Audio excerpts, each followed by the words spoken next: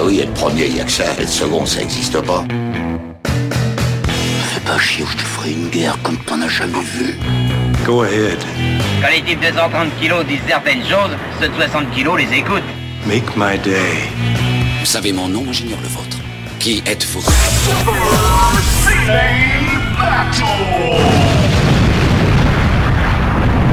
Le second, c'est un con. Super Ciné Battle, c'est le podcast où nous établissons le classement ultime du cinéma. Nous prenons vos listes que vous nous adressez pour les classer du meilleur au pire afin d'obtenir la liste ultime. Mon allié, mon wingman dans cette expérience n'est autre que le sémillant Stéphane Boulet, alias Plugin Baby. Allô papa, m'entendez-vous? Oui, je vous entends parfaitement, Daniel, de l'autre bout de la France. Comment vas-tu? Écoute, ça va plutôt bien. Et en fait, faut qu'on dise un truc, c'est que on a foutu le nouvel épisode hier. Donc l'épisode 5, il vient juste d'être diffusé. Et dès qu'on a diffusé l'épisode, en fait, alors qu'on pourrait très bien se la couler douce quelques jours, tu es toujours pris d'un enthousiasme. Mais oui, c'est ça. Presque insistant. Tu m'envoies des SMS toutes les 2 minutes en me disant, hey, quand est-ce qu'on enregistre? Mais c'est ça, tu vois, c'est d'un seul coup, c'est l'excitation, c'est le concept qui vit, puis on se dit, il faut y aller, on enchaîne. Et voilà, c'est le plaisir finalement. Ouais, c'est vrai qu'en fait, genre, parler de cinéma, c'est vraiment le truc le plus naturel et le plus passionnant. Enfin, c'est peut-être le truc le plus passionnant au monde. Hein, oui, je suis d'accord. Voilà, une folle envie de parler de cinéma, peu importe de quoi, mais du moment que ça parle de cinéma. Voilà. Bah écoute, tu vas voir les listes des gens. Voilà. Oui, j'ai hâte. Et moi, je suis Daniel Andreev, Camille Robotics sur les internets. Et donc, vous êtes en train d'écouter ce 6e épisode. Oui, 6e épisode déjà. Et alors, il y aura un petit twist dans cet épisode, puisque si je regarde notre liste, on est déjà à plus de 87 films classés. Et vous savez ce que ça veut dire? Ça veut dire que on a dit qu'à passer la centaine, on allait passer aux années 90. Donc voilà, donc c'est la fin pour le moment des années 80. Voilà. La liste des années 80 va être mise au frigo. Toutes les listes que vous nous avez envoyées, rassurez-vous, elles existent, elles sont là. Parce que je veux pas spoiler, mais il y a quand même plein de films cultes qu'on n'aura pas traités dans cette. Voilà, va y avoir des surprises. Ouais, il y a beaucoup de noms qui y sont pas encore et on va les garder pour après quoi. De toute manière. Et c'est ce que je disais moi. Moi j'ai pas accès aux listes, mais j'ai préparé mentalement dans ma tête les films auxquels on pourrait être confronté. Je me suis dit, ils vont jamais tous rentrer quoi qu'il arrive, ceux qui manquent entre guillemets, les incontournables. Ouais. Oui, voilà. Donc de toute manière, on y reviendra. Il y a pas de souci, puisqu'on adore trop les années 80. Mais ouais, il est temps de changer un petit peu. Juste, c'est comme un sport de combat. Il faut étirer ses muscles, il faut se préparer physiquement, et puis il faut être prêt pour tous les combats, tous les combats. Donc après, notre prochain combat, c'est les années 90. Bon, et parfait. On va pouvoir enchaîner du coup. On va juste rappeler les règles pour nous faire parvenir les listes. C'est très simple. 3 films par liste, un titre si vous voulez être un peu rigolo. Et vous nous envoyez ça à supercinébattle@gmail.com. Merci encore déjà à tous ceux qui nous ont envoyé. Quand il y a des doublons, on zappe les films. Et puis maintenant, ça y est, c'est officiel. Vous pouvez nous envoyer des listes des années 90. Oui, parce que vous êtes nombreux à nous demander quand est-ce qu'on peut envoyer nos listes, quand est-ce qu'on peut envoyer nos listes des années 90. Ça y est, c'est fait. Voilà. Il y en a certains qui ont déjà un peu grugé, qui nous ont déjà envoyé on a déjà quelques-unes, mais voilà, les portes sont ouvertes. Les vannes sont lâchées. Donc, prochain épisode, c'est 1990 à 1999. Ça veut dire que 1990, vous pouvez mettre, ça y est, vous pouvez mettre Chérie, j'ai raté l'avion, Total Recall, ça y est, c'est parti. Les affranchis, enfin voilà, tout ça, vous pouvez enfin les mettre. Ouais, les années 90, putain, quand même des années importantes du cinéma. Bref. Bon, allez, sans plus attendre, achevons ces années 80, ce petit baroud d'honneur. Et on a quand même quelques classiques à discuter aujourd'hui. Et commençons tout de suite avec une liste très justement envoyée par Luc Nagasaki. Bonjour Luc, merci. Merci pour ta liste. Une liste très justement intitulée « Méfiez-vous des Chinois, monsieur Tintin ». Et le premier film de sa liste, c'est L'année du dragon du regretté Michael Cimino. Ouais, tout à fait. L'année du dragon, donc Michael Cimino qui nous a quittés entre l'épisode 5 et aujourd'hui. Voilà, réalisateur américain peu prolifique, c'est le moins qu'on puisse dire. Je crois qu'il a fait 5 ou 6 films de tête. Il n'a pas fait beaucoup, mais pourtant réalisateur culte dont on a déjà parlé en fait avec Les Portes du Paradis dans un précédent épisode. et Un Porte du Paradis qui est un film qui a été un peu qui a été un peu sa perte, puisque en fait c'est un film plus important dans l'histoire du cinéma que pour sa qualité, en fait, presque. Bah en fait oui, c'est-à-dire que moi c'est un film que j'aime beaucoup, Les Portes du Paradis, mais c'est vrai que aujourd'hui ce qui reste dans l'histoire c'est vraiment l'impact commercial sur la façon dont les films ont été produits qui a été retenu. Et d'ailleurs c'est pour ça que L'Année du Dragon est un film intéressant, parce que c'est le film qui vient juste après, c'est 85 L'Année du Dragon, et Les Portes du Paradis c'est 81 il me semble, ou 80, donc c'est pas tout de suite après, mais c'est le film qui vient après. Et en fait c'est le film c'est le film post-désillusion de Cimino, c'est-à-dire que il a fait couler tout un système avec son film, et il était au stade où finalement il pensait plus pouvoir réaliser de films. Et donc pour lui, La Ligne Dragon, c'est un peu la rédemption qu'il osait plus attendre. Vraiment quoi, c'est un film qui est important pour lui à ce niveau-là quoi. Quand bien même c'est un polar, c'est vraiment un polar hard-boiled, vraiment super super chiadé. Ça reste quand même ultra documenté, alors qu'il l'a. C'est ça qui est génial, c'est qu'il fait croire à tout le monde qu'il l'a tourné à Chinatown à New York, mais pas du tout quoi. Il l'a tourné, je sais plus où il a tourné, mais genre c'était genre au Toronto, tu vois, à Chicago, mais pas du tout à New York. On va quand même rappeler le pitch du film. C'est l'histoire en fait d'un flic un peu hard-boiled, à l'ancienne, un peu raciste aussi, qui se retrouve parachuté à Chinatown. Et en gros, il se retrouve face aux triades chinoises, qui étaient pas forcément très connues à l'époque aussi. C'était un phénomène qui était très connu. C'est les potes pré-ninja, pré-yakuza, quoi. Voilà, exactement. Et en gros, il est face aux triades, face au système, face à la corruption, face à tout, voilà. Puis en gros, il va être le flic seul contre tous. Voilà. En gros, c'est ça plus ou moins le pitch quoi, du film. Et c'est joué par Mickey Rourke. Et tu dis raciste, c'est vrai que ce film a été taxé de racisme à l'époque, mais c'est absolument pas raciste. Les personnages sont racistes. Le personnage principal, il est raciste, mais en fait, comme dirait l'autre, c'est un ancien du Vietnam. Voilà, il est raciste pour de bonnes raisons, entre guillemets. Non, il y a pas de bonne raison pour être raciste. Il y a pas de bonne raison, mais c'est-à-dire que dans le film, c'est motivé par le fait justement que c'est un personnage qui, évidemment, il n'y a pas de bonne raison pour être raciste. Les enfants, je dis ça de façon imagée, évidemment, c'est un personnage effectivement qui est motivé par sa déception, la désillusion du Vietnam, et qui, comme tout bon raciste, il fait pas la différence entre les Chinois, les Vietnamiens et les Japonais. Et du coup, en fait, il a l'impression de revivre, en fait, au travers la toute puissance des triades chinoises, cette même impuissance qu'il avait vécue au Vietnam, en fait. C'est ça l'idée, quoi. Moi, je me souviens vraiment, il dit énormément d'insultes à l'égard des Asiatiques. Et d'ailleurs, il y a une anecdote qui est très intéressante, c'est que le film est coécrit par Oliver Stone. Et en fait, la réplique finale du film a été changée par les studios, parce que je sais plus la réplique exacte du film. Attends, si je me souviens bien, la réplique telle qu'il a, c'est genre telle qu'elle a été changée par les studios, c'est genre tout est bien qui finit bien. Voilà, en gros c'est ça. Et la réplique initiale, il dit tu avais raison. Tu avais raison. Moi j'avais tort et je voudrais être un gars cool. Enfin c'est un truc comme ça. Voilà exactement. Et en fait dans la version originale du script, il disait à force de trop côtoyer l'ennemi, on finit par coucher avec lui. Et on finit par le marier, par se l'épouser. Voilà, on finit par se marier avec lui. Voilà, c'était ça la réplique. Et c'était changé parce que justement les studios jugeaient ça trop borderline finalement pour le film quoi. Et il faut dire aussi que ces dialogues attribués complètement à Oliver Stone. Oliver Stone était marié, et je sais pas s'il l'est toujours, mais il était marié à une asiatique. Oliver Stone comme Cimino sont des anciens du Vietnam. C'est vraiment un film qui est très proche de leur conscience politique, quoi. Oui, tout à fait, oui. Et Oliver Stone a réussi à monter ses films après avoir fait le scénario de celui-là, parce qu'on lui a dit bon bah d'accord, on fait tes films, mais fais-nous le scénario de celui-là. Et faut dire qu'il sortait, et c'est comme ça qu'il a réussi à faire Platoon. Oui, voilà. Puis de toute façon, Oliver Stone à cette époque-là, en tant que scénariste, il n'était pas la première polémique près. Hein. C'est aussi le scénariste de Scarface de Palma. Enfin, voilà. Donc c'était de petits films. Voilà, de 2-3 petits films dont plus personne ne se souvient aujourd'hui. Voilà. Moi, j'ai juste un problème avec L'Année du Dragon. C'est pas tant qu'il est raciste, parce qu'en fait effectivement il l'est pas, c'est plus c'est parce que c'est en fait finalement c'est une peinture de toute une époque, de tout un truc, il faut voir ça comme du pré-Sin City. Voilà.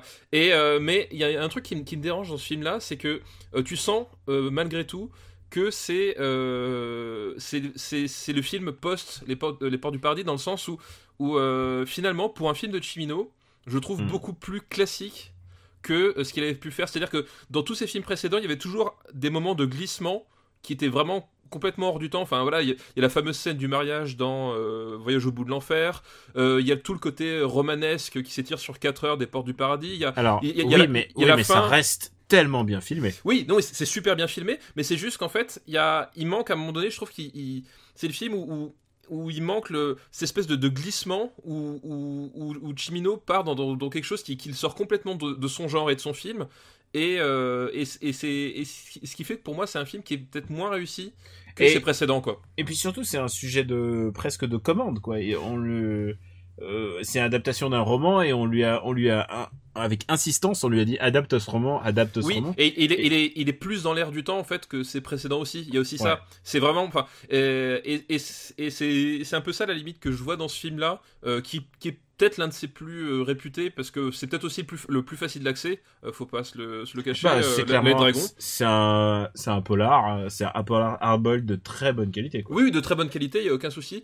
Mais comme dit, il est court, il est affûté, c'est vraiment très chouette, quoi. Donc voilà, mais c'est peut-être effectivement aussi, du coup, peut-être l'une des portes d'entrée dans le cinéma de Cimino pour ceux qui s'y intéressent maintenant qui nous a quittés, quoi. Et puisqu'on est au début d'épisode et qu'on se dit ouais, on a plein de temps, la photo de Alex Thompson extraordinaire. Oui, c'est super bien filmé, c'est très beau. Qui a fait beaucoup des premiers Ridley Scott et non, vraiment, c'est vraiment du très très bel ouvrage, quoi. Où est-ce qu'on va le mettre, du coup? Où est-ce qu'il va atterrir? Il y a juste un truc qui m'influence, c'est que Ariane, qui joue la fameuse asiatique dont le héros va tomber amoureux, et j'ai revu le film il y a quelques mois. Moi je l'ai revu il y a 2 semaines en fait, parce que au moment de sa mort, je me suis refait un cycle Cimino, quoi. Ariane est tellement belle et tellement bien filmée. Non, mais... Elle m'a marqué de ma jeunesse, quoi. Mais quand j'ai revu le film, j'ai pensé à toi, j'ai fait ça, c'est tellement pour Daniel. Genre quoi, Ariane is a Camus girl, c'est ça que tu as pensé? Exactement, oui, c'est. Elle est et ce personnage est presque trop beau pour être vrai en termes de parce qu'elle est journaliste et tout, mais bon, elle a un background compliqué. Et elle n'a jamais rien fait d'autre. C'est assez incroyable, mais elle a juste fait une vague apparition, je crois, chez. Non, je crois qu'elle a rien fait derrière. Hein. Ouais, ça me dit rien. Je crois qu'elle a fait Abel Ferrara après, mais après elle a disparu, quoi. Oh la pauvre. Et encore une fois, c'est un film qui s'est fait cassé. Je crois que c'est un film qui a eu énormément de Razzie, au moins de nominations aux Razzie Awards. C'est mon poids Razzie Awards de l'épisode où je chie sur les Razzie Awards. Il en faut toujours un. Et il en faut toujours un, elle s'est tombée dessus. Mais bon. Ce sera peut-être pas le seul, remarque. Ouais. Et ça sera sûrement pas le seul film raciste nous allons voir aujourd'hui. Enfin, film à fond raciste, puisque putain, c'est un film où le héros il dit toujours chinks. Tu vois, des trucs comme ça, il dit yellow nigger, quoi, tu vois. Oui, tout à fait, ouais, exact. C'est aujourd'hui, si tu le revois avec les yeux d'aujourd'hui, c'est compliqué. Alors, je regarde la liste. Heaven's Gate est 46e. Ouais. C'est-à-dire, il est vraiment au milieu de liste, quoi. Je pense que celui-là vaut un peu mieux. Moi, je pense qu'il vaut un petit peu moins, mais après, honnêtement, je vais pas me battre forcément pour ce film-là, tu vois. Donc non, je me battrais pas. C'est vrai qu'on s'est pas mal battu la dernière fois. Ouais, mais je veux dire, le mettre juste au-dessus de la soupe aux choux, c'est compliqué. Tu vois, c'est compliqué. Tu peux le mettre au-dessus de Back to the Future 2. Non, mais si tu veux, on fait un pack, on le met avec Heaven's Gate. On met avec Heaven's Gate, le pack. Je le mets juste au-dessus de Heaven's Gate. Voilà, c'est pas le faire insulte à ce très bon polar. C'est pas mon polar asiatisant préféré non plus. Non, c'est pas mon non plus. Mais comme j'expliquais, voilà, il est bien, il est vraiment bien fait, mais il manque une petite étincelle. Et tu sais quoi, moi ce film m'a marqué parce qu'à chaque fois dans Télépoche ou les programmes télé, il y avait la photo du film et la photo avait l'air genre waouh, je vais en avoir plein les yeux, genre je vais avoir des ninjas et tout ça, et puis j'étais toujours très déçu parce que c'est vrai qu'il y a de la baston, il y a la baston sur le pont, quoi, mais j'étais toujours très déçu en point de vue baston, quoi. Ouais, non, c'est vraiment un polar à l'ancienne, quoi. Il y a deux scènes d'action, mais voilà, c'est pas le propos. Deuxième film de la liste de Luc, c'est l'Empire du Soleil. Ah, l'Empire du Soleil. On revient à notre ami Christian Bale. Oui, putain, c'est vrai. Christian Bale tout jeune, je sais pas quel âge. Christian Bale à 14 ans. Ouais, c'est ça. Un truc vraiment tout jeune. Non, 12 ans, il est vraiment encore plus jeune, quoi. Et déjà à 12 ans, tu vois qu'il va être beau mec, quoi. C'est incroyable. Je me souviens que j'avais une copine qui s'appelait Vanessa, elle était amoureuse de Christian Bale jeune, et je me suis dit, tu vois, elle a eu du flair. Tu vois. Et c'est aussi l'occasion de se rappeler que John Malkovich n'a jamais eu de cheveux non plus, finalement. T'aimes bien ouais, ce genre de te rassurer un peu. Et voilà, et rien que pour ça, merci John. C'est un film compliqué, c'est une adaptation d'un roman encore à nouveau. Voilà, par Steven Spielberg, on a oublié de le dire. Steven Spielberg, et c'est une famille anglaise à Shanghai. Ouais. Qui se retrouve en pleine Seconde Guerre mondiale. Voilà, avec l'invasion japonaise, et de Shanghai, et le petit qui se fait foutre en camp d'internement, en camp de guerre, quoi. Et alors, ce qui est le nerf du film, c'est que le petit va se rendre indispensable et il va devenir un peu la mascotte du camp. Voilà, exactement. Mais attention, c'est pas La vie est belle du tout, c'est pas du tout la même optique. Et c'est un film qui a vraiment de belles scènes qui te restent, notamment aidé par si c'est Spielberg, c'est John Williams. C'est John Williams, forcément, c'est un film qui m'a vraiment beaucoup plu quand j'étais petit, et je sais pas s'il me replairait. C'est un film qui est aussi très pré-Miyazakien, dans le sens où il y a une fascination pour les avions. Et je pense que c'est genre la ligne conductrice du film, quoi. C'est genre le petit, il est fasciné par les avions. Ouais, tout à fait. Et au bout d'un moment, il en revient. Je suis pas très fan de la fin. Voilà, la fin elle me laisse un peu. Ouais, puis moi je suis pas très fan du film. Mais effectivement, c'est un film. Ça peut tout le problème de ces années-là, c'est-à-dire que pour Spielberg, c'est que je trouve qu'il avait encore du mal. On en parlait un peu pour La couleur pourpre, mais il avait du mal à faire des films, comment dire, pas sérieux, parce que on va pas dire que les autres sont pas sérieux, mais des films graves de façon élégante en fait. Et je trouve que l'Empire du Soleil, il vieillit pas si bien que ça aujourd'hui quand tu le revois. Il y a des scènes qui marchent bien, il y a des trucs. Scène où le gamin chante par-dessus les militaires japonais, ouais. C'est vraiment super. Voilà. D'ailleurs, c'est pas la voix de Christian Bale, je t'ai précisé. Voilà, il y a des scènes qui marchent vachement bien, mais en tant que film, en fait, je sais pas, il se tient moins, tu vois. Enfin, c'est plus délayé que certaines de ses œuvres qu'il fera par la suite ou qu'il a fait à cette époque-là, mais qui étaient sur des sujets complètement différents. Tu sens qu'il cherche un peu encore à ce niveau-là, Spielberg, je trouve, dans ce film-là. Il y a aussi un truc, c'est que c'est un film qui veut vraiment jouer l'émotion à plein tube. Oui, ça marche. Et c'est la guerre vue par les yeux d'un enfant, mais il est pas sur le champ de bataille, quoi. Il est dans un camp. Oui, c'est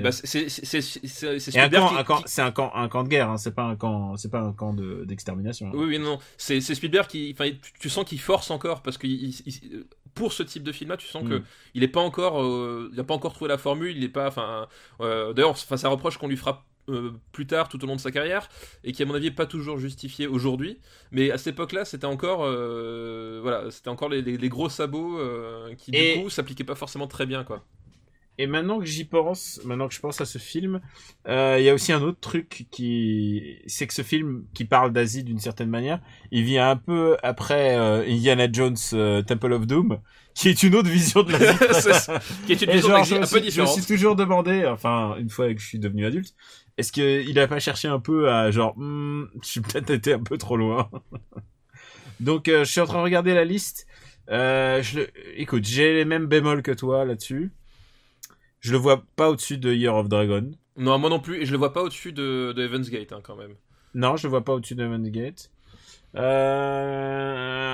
le vois quand même au-dessus du petit dinosaure. Je le vois au-dessus du petit dinosaure et je le vois au-dessus du tombeau des Lucioles.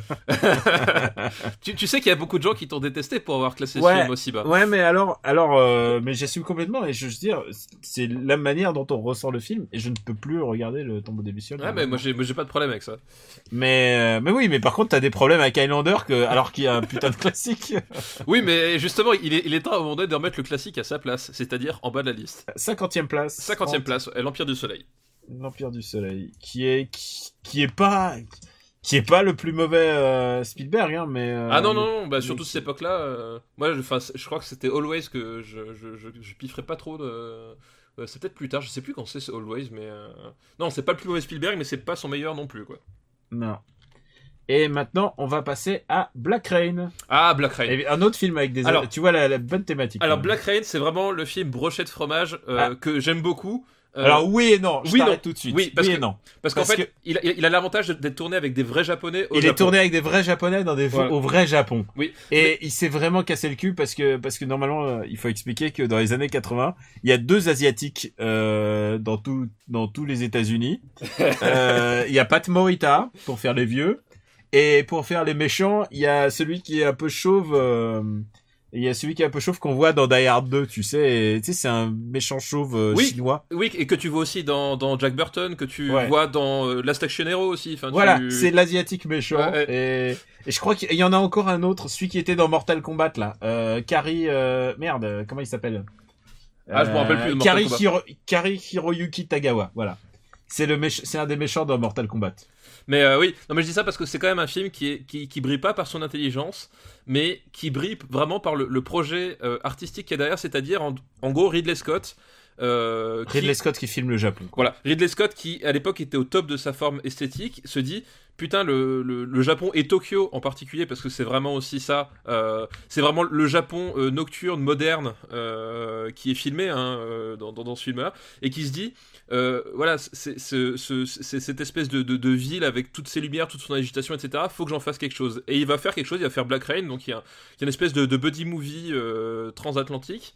Et même transpacifique vu que c'est les États-Unis et qui est pas très très malin mais qui est super bien. Il est pas malin du tout dans le sens c'est nous les blancs voilà. C'est nous les blancs on débarque au Japon. Au début on est des connards et après on a appris à manger avec des baguettes.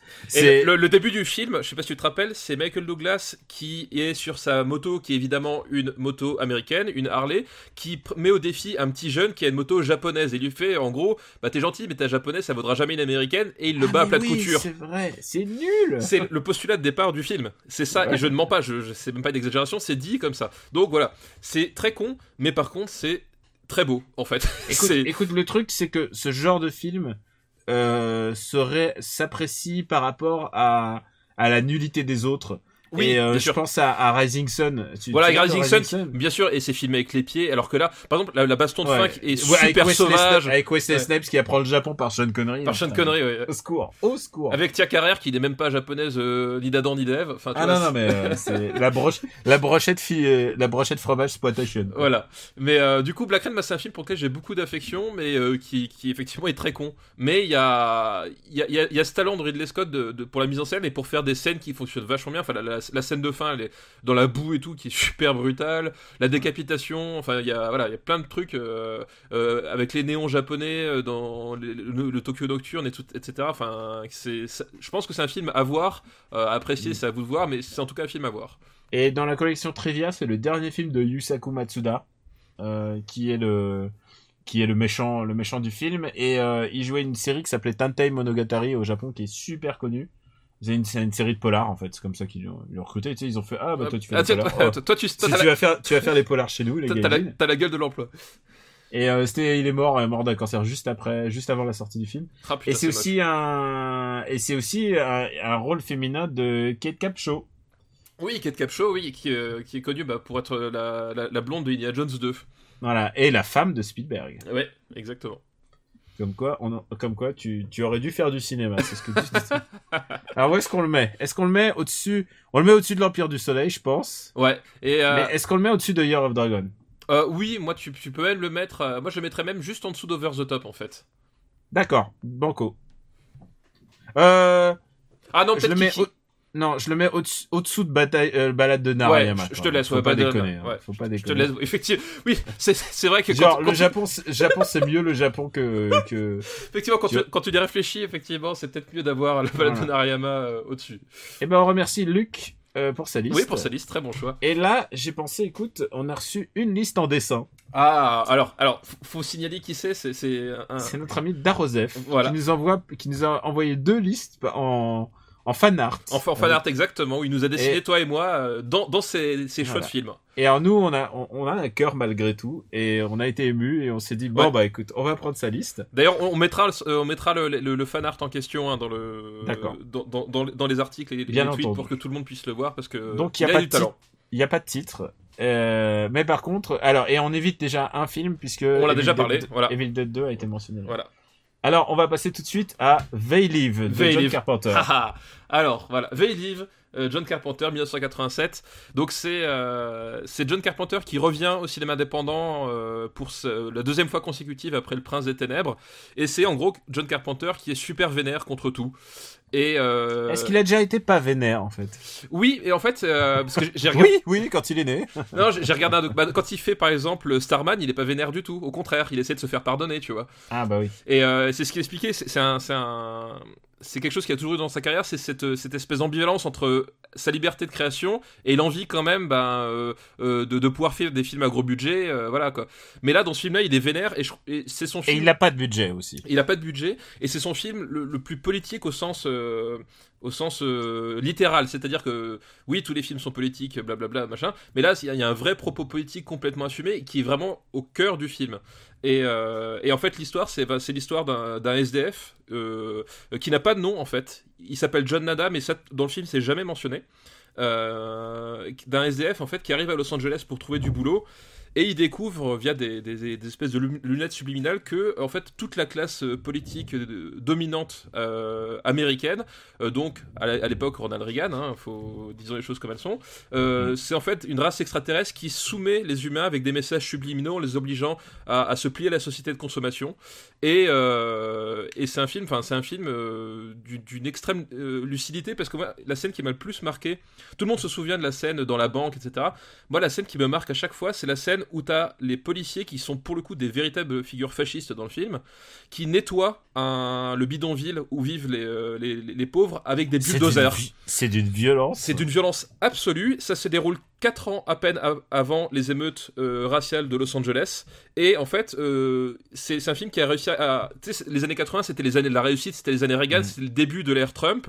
Et Carpenter, il arrive à trouver le malaise qui commence à naître à ce moment-là, c'est-à-dire toute cette Amérique que personne ne veut voir et qui va éclater dans les années 90. Et tout ça, il le filme déjà à cette époque-là, et il le filme avec une précision, et surtout avec un ton vindicatif vraiment, il est vraiment éclatante. vénère, Ouais, vraiment très vénère. La dernière image du héros, c'est le héros qui fait un fuck à la caméra. Voilà, c'est vraiment le doigt d'honneur total du début à la fin, ce film. Et bah écoute, t'as bien résumé le truc, mais c'est vrai que c'est un film assez marquant. Je l'ai revu il y a pas si longtemps. Et alors je sais que toi tu es un enthousiaste et je suis enthousiaste pour ce film. Et il y a des petits trucs je me dis putain, c'est abusé. Il y a au milieu du film, il y a un combat de catch, quoi. Oui, mais alors mais faut voir ce que c'est. Le combat de catch, il dure quasiment 6 minutes et c'est pour moi un des meilleurs combats. Tu sais, il y a plusieurs styles de combat dans le cinéma et t'as les combats de mecs bourrés. Et c'est un peu ça, c'est-à-dire que c'est des types en fait qui se foutent sur la gueule. Alors c'est très chorégraphié en fait, mais dans l'absolu c'est juste ça sent le travail de préparation de longue haleine, parce qu'ils se foutent sur la gueule. Mais tu sens que les mecs ils se foutent vraiment sur la gueule. C'est deux masses qui se foutent sur la gueule et ça rigole vraiment pas, quoi. Et l'anecdote, c'est Carpenter à un moment donné quand on lui demandait de... Roddy Piper étant catcheur. Ouais, voilà. Et il y a un truc qui a dû l'énerver, c'est parce qu'il a recruté Roddy Piper, mais il aurait eu une vraie star de ciné. On sait pas ce qu'aurait fait ce film en termes de... Oui, mais je pense que c'était... il disait il avait recruté Roddy Piper parce que c'était un catcheur, mais aussi parce que justement... Il avait une tête de prolo. Il a une tête de prolo, et lui c'est ce qu'il voulait pour ce film, parce que il se voyait pas mettre une star hollywoodienne jouant un SDF à Los Angeles en fait. Ouais, et un SDF mais qui est quand même patriote. Il dit ouais, je suis américain, oui, tu vois. Mais c'est ça tout le principe du film et de Carpenter de manière générale, c'est qu'il dit moi je suis américain, je crois au système américain, mais qu'à un moment donné le système libéral, eh ben il a complètement déraillé, et aujourd'hui c'est plus du tout ce que c'est devait être. Enfin c'est voilà, et c'est ça son propos, c'est qu'il dit tu vois, à l'époque il y en a certains qui l'avaient taxé de communiste. C'est pas du tout ça, c'est au contraire que Carpenter est pas du tout socialiste ou quoi que ce soit. Non, pas du tout. Non, vraiment pas du tout, il le dit lui-même, hein. Il s'est vendu plus d'une fois pour de l'argent, mais il dit aussi qu'au bout d'un moment c'est pas parce que on croit en une certaine logique libérale qu'on est obligé de croire à ce libéralisme-là, en fait. Ouais, et surtout la non-solidarité, et c'est ce genre de... Voilà, l'exclusion, enfin voilà. Et John Carpenter dirait lui-même, ce film, c'est pas de la science-fiction, c'est un documentaire. Oui, exactement. Voilà. C'est ce qu'il disait souvent. Et en fait, le pire, c'est que tu vois aujourd'hui ce qui se passe aux États-Unis. Rien n'a changé en fait. Les logiques d'exclusion sont encore plus marquées qu'à l'époque. Et en fait, ce film est malheureusement toujours d'actualité. Et la manière dont se tapent les deux mecs dans ce combat donc de catch, c'est presque genre il y a un truc vraiment de genre la classe ouvrière se tape la gueule entre elles, quoi. C'est ça, mais c'est Il y a vraiment il y a beaucoup de messages vraiment c'est ça. intelligents dans un film de bourrin. Exactement, et en fait il y a plein de choses, plein de petits détails. On n'a pas toute l'émission pour les détailler, mais si tu regardes bien tous les petits détails ont à chaque fois un sens. Effectivement, là tu vois, c'est la classe ouvrière qui est montée l'une contre l'autre par la classe dominante et qui les laisse se battre, et eux c'est ce qu'ils cherchent en fait. Et à chaque fois, ça va toujours avec la logique de they live, donc ils vivent, we sleep, nous dormons, quoi. Et puis cette symbolique des lunettes qui te disent la vérité, c'est vraiment, c'est assez brillant en fait. Ouais, non, enfin vraiment, tous les détails sont vraiment super, quoi. Bon, on peut le classer assez haut. Hein. Oui, il mérite d'être classé assez haut, quoi. Écoute, je le mets pas au-dessus de Polystory, c'est sûr, mais... Attends, Polystory, où est-ce qu'il est? Attends, je suis perdu. Ah, je regarde le haut, moi, là. Oui. Le haut, quoi. Ah bah oui, et bon, on peut le mettre peut-être juste en dessous de Shining. Écoute, devant Pulsion de Palma. Ouais, oui, parce qu'en plus, Pulsion, c'est pas mon De Palma préféré. Ouais, mais non, je suis plutôt de Pulsion, quoi. Ah, mais attends, entre Pulsion et Who Framed Roger Rabbit, c'est pas une mauvaise place. Non, c'est pas une mauvaise place. Allez, hop, va juste en dessous de Pulsion, alors. Voilà. Et ça veut dire que They Live de John Carpenter entre à la 17e place de ce top des années 80. Quel grand film. Assurément un très très très grand film. Vraiment, tu le revois aujourd'hui, il y a une espèce de rage de vaincre, de rage de faire du cinéma. C'est vraiment... C'est ça. Et la musique entêtante et les personnages, vraiment, il y a rien à acheter dans ce film. Non, vraiment, c'est très grand film. R.I.P. Roddy Piper. Oui, c'est vrai, putain, il nous a quittés aussi l'année dernière. Oh, voilà. Ah, c'est l'hécatombe. Ouais, c'est dramatique. Écoute, et l'autre film de sa liste dessinée, c'est Bad Taste. Bad Taste, premier film de Peter Jackson, j'ai oublié. Je connais pas ce mec. C'est un petit type, en fait, tu sais, il fait des films pour geek boutonneux, donc c'est pas très très intéressant. En fait, ouais, Bad Taste, moi, c'est un film qui vaut peut-être plus par son histoire, enfin comment est-ce qu'il a été fait, que parce qu'il est vraiment. Parce qu'en fait, en gros, c'est un film réalisé par des potes en Nouvelle-Zélande, réalisé sur 4 ans pendant les week-ends. Je crois qu'il a été réalisé pour la bagatelle de $10,000. Voilà. Enfin, c'est pas ajusté à l'ordre du jour, mais $10,000 quoi. Et enfin, tout est bricolé et en fait, c'est ça qui est génial. C'est un peu aussi ce qui plaisait dans Evil Dead à l'époque, tu vois. C'est que c'est genre le type, il arrive juste avec son imagination et une détermination absolument folle à faire son film, quoi. Et ça c'est vraiment, tu sais, c'est une espèce de déclaration d'amour au cinéma en fait. Quand tu regardes ça, tu te dis ah ouais, c'est possible. Et ça, c'est ça qui est vraiment cool. Par contre, honnêtement, je vais peut-être me faire des ennemis, mais en tant que film lui-même, tu sens que parce qu'en fait, en gros, le Peter Jackson avait fait un moyen métrage à la base, je sais plus de 40 minutes ou 45 minutes, je sais plus. Il l'a présenté à la commission d'exploitation de Nouvelle-Zélande et ils lui ont dit on est prêt à subventionner l'exploitation, etc. Par contre, il faut que votre film il fasse minimum, je sais plus, c'est 1h15 ou 1h20, enfin, faut que ce soit un long métrage. Et du coup, oh putain, tu sais, genre, je crois que lui-même il croyait pas, hein, parce que le film, c'est, je vois $25,000 de budget. Voilà. Ce qui est pas baisef. Hein, et parce que c'est l'histoire en fait d'invasion d'extraterrestres qui arrivent dans une bourgade de Nouvelle-Zélande pour enlever les gens, pour les transformer en viande pour une chaîne de fast-food. Voilà. Et c'est super gore et c'est super débile. Et en fait, il a rajouté donc quasiment une demi-heure de film pour allonger son truc pour que ce soit un long métrage et qu'il puisse. Ça se voit un petit peu. Ouais. Et honnêtement, ça se voit. Et tu sais quand même malgré tout, tu dis ça se voit, mais la manière de tenir la caméra, la manière de faire des plans, la manière de faire des travelling et tout, tu fais waouh, il y a une telle pareil comme dans c'est ce qu'on disait au film précédent, c'est il y a une telle envie de faire du cinéma chez ce mec. C'est vraiment ça qui transpire quoi. Ouais. Et son plus gros défaut finalement c'est ça, c'est qu'en fait tu vois qu'il était rebricolé pour être allongé et enfin le milieu du film est vraiment pas très passionnant. Par contre le début et la fin la scène où il fait décoller la maison. Aujourd'hui encore, on se demande comment est-ce qu'il a fait ça. Et ça fonctionne super bien. Enfin, voilà. Peter Jackson qui joue deux rôles dans son propre film. Ouais, voilà, ouais, exactement. Il joue un des espèces de zombies. Il joue l'extraterrestre. Ouais. Écoute, comme tu disais, c'est un film qui est plus important pour son histoire que pour sa qualité, mais tu ne peux pas nier le fait qu'il soit assez jouissif. Non, bien sûr, c'est un film en fait que tu vraiment tu ne peux que l'aimer ou alors t'aimes pas le cinéma. Enfin, je veux dire, c'est évidemment mais c'est pas son meilleur film. Alors après, moi ça serait un peu compliqué parce que moi déterminer le meilleur film de Peter Jackson, si tu enlèves tous les Tolkieneries.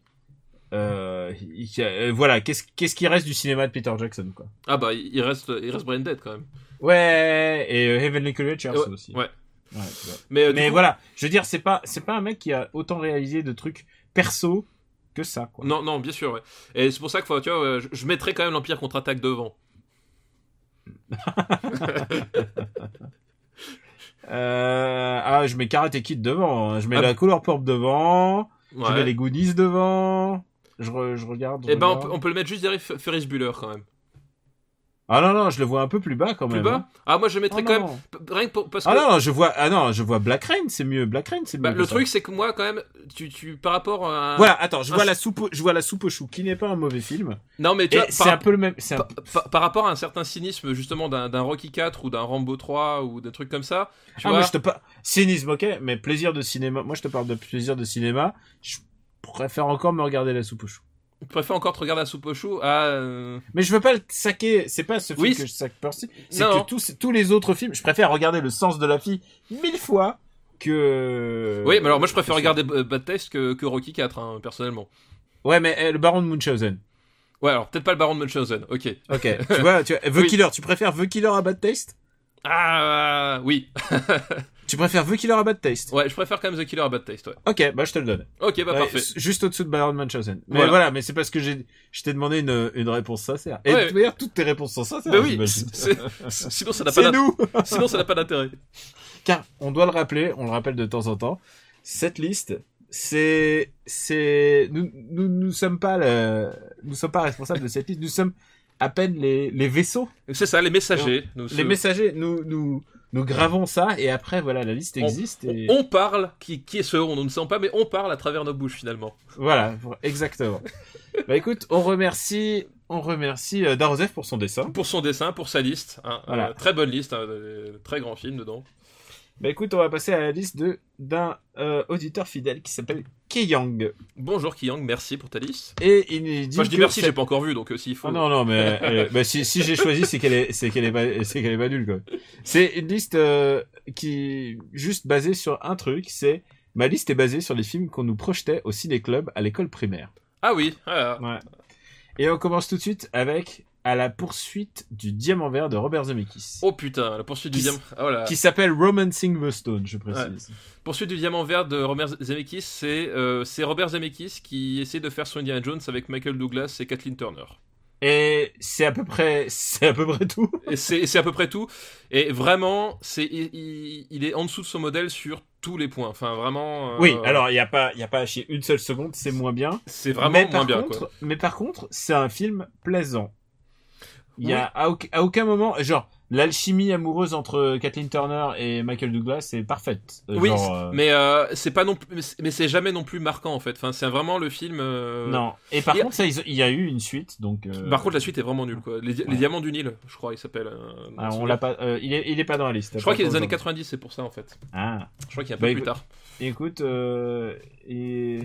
c'est vrai que c'est vraiment le clone pastiche, quoi. Le clone est... Alors, c'est beaucoup mieux qu'Alan Quaterman, hein, évidemment, on va pas se mentir. Mais c'est juste que c'est un film... il est tellement pas au niveau de son modèle et Et enfin, c'est vraiment tellement oubliable, quoi. Enfin, le truc rigolo, c'est que ça a permis à Michael Douglas de redevenir une star triple A du cinéma d'action, quoi. C'est ça. Et c'est un film qu'il a produit lui-même, donc c'est genre, il fallait bien se servir soi-même, quoi.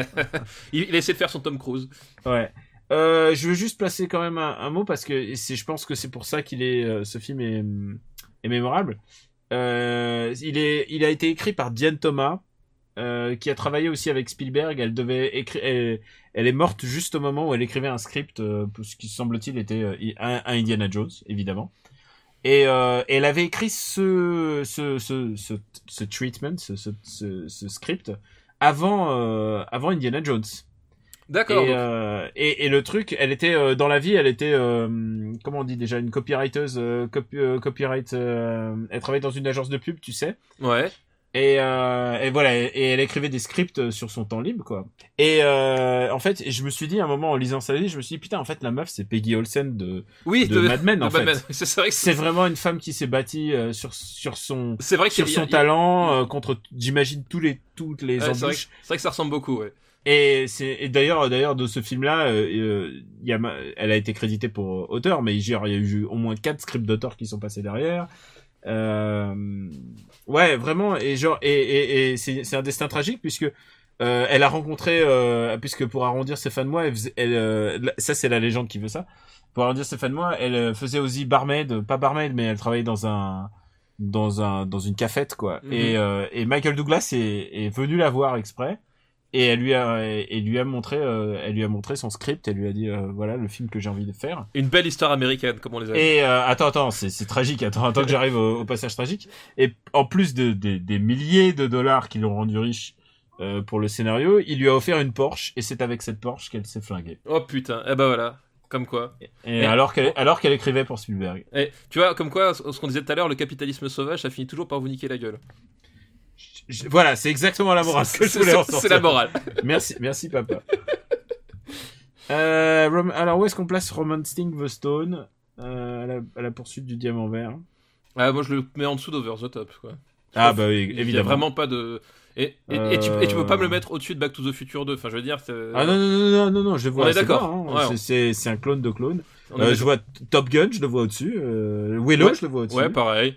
Bloodsport, tu vois, je vois Bloodsport entre Blob et Bloodsport. Ah ouais, pas mal. Ouais, écoute, je ne me battrai pas pour ça. Tu remarques dans les listes que nous ont envoyé les gens nous ont pas envoyé des grosses daubes en fait, très peu en fait. Oui. Alors, je lance un appel. Lâchez-vous pour les années 90. Il y en a des daubes. Des vrais daubes patentés. des trucs inimaginables, quoi. À la poursuite du diamant vert, donc qui est pas très très bien classé, avouons-le. Et écoute, et après, juste, et ça tu sens que c'est un programme d'école, hein, franchement que. Qu'est-ce que t'as contre les programmes d'école, attends. Et des amis, je sais ce que tu fais au programme des scolaires de tes enfants, tu leur mets Last Action Hero. Bah c'est une bonne éducation. Ouais, je dis pas le contraire. Et il nous a mis la forêt d'émeraude de John Boorman. La forêt d'émeraude alors je ne l'ai pas vu celui-là. Tu vois, la forêt d'émeraude de John Boorman. Tu sais quoi, je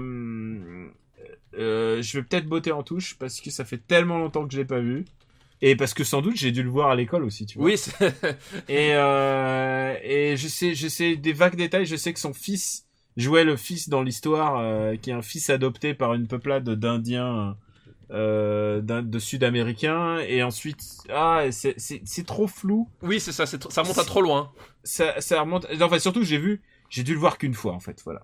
Donc écoute, on botte en touche sur celui-là, mais ouais, parce que moi je crois pas l'avoir vu, donc je peux pas. Moi je l'ai vu, mais genre c'est pas le film d'aventure qui m'a le plus. Tu vois, de Boorman, je pense plus à Excalibur. Oui, bah oui, forcément. Oui, c'est. Donc Excalibur qui est pas dans la liste et qui ne sera pas quand on la mettra en hiatus. Mais j'espère qu'on va atteindre les 100 films quand même. Et ben écoute, il reste encore un film sur sa liste et c'est Le Secret de la Pyramide de Barry Levinson. Oh la vache, purée, ça aussi c'est loin. Et alors c'est loin, mais alors je le vois très régulièrement parce que c'est un de mes films d'aventure préférés. Ah ouais, bah moi je l'ai revu. Ouais, effectivement, je pense que j'ai dû le revoir. J'ai dû le voir il y a très longtemps dans un cadre plus ou moins scolaire.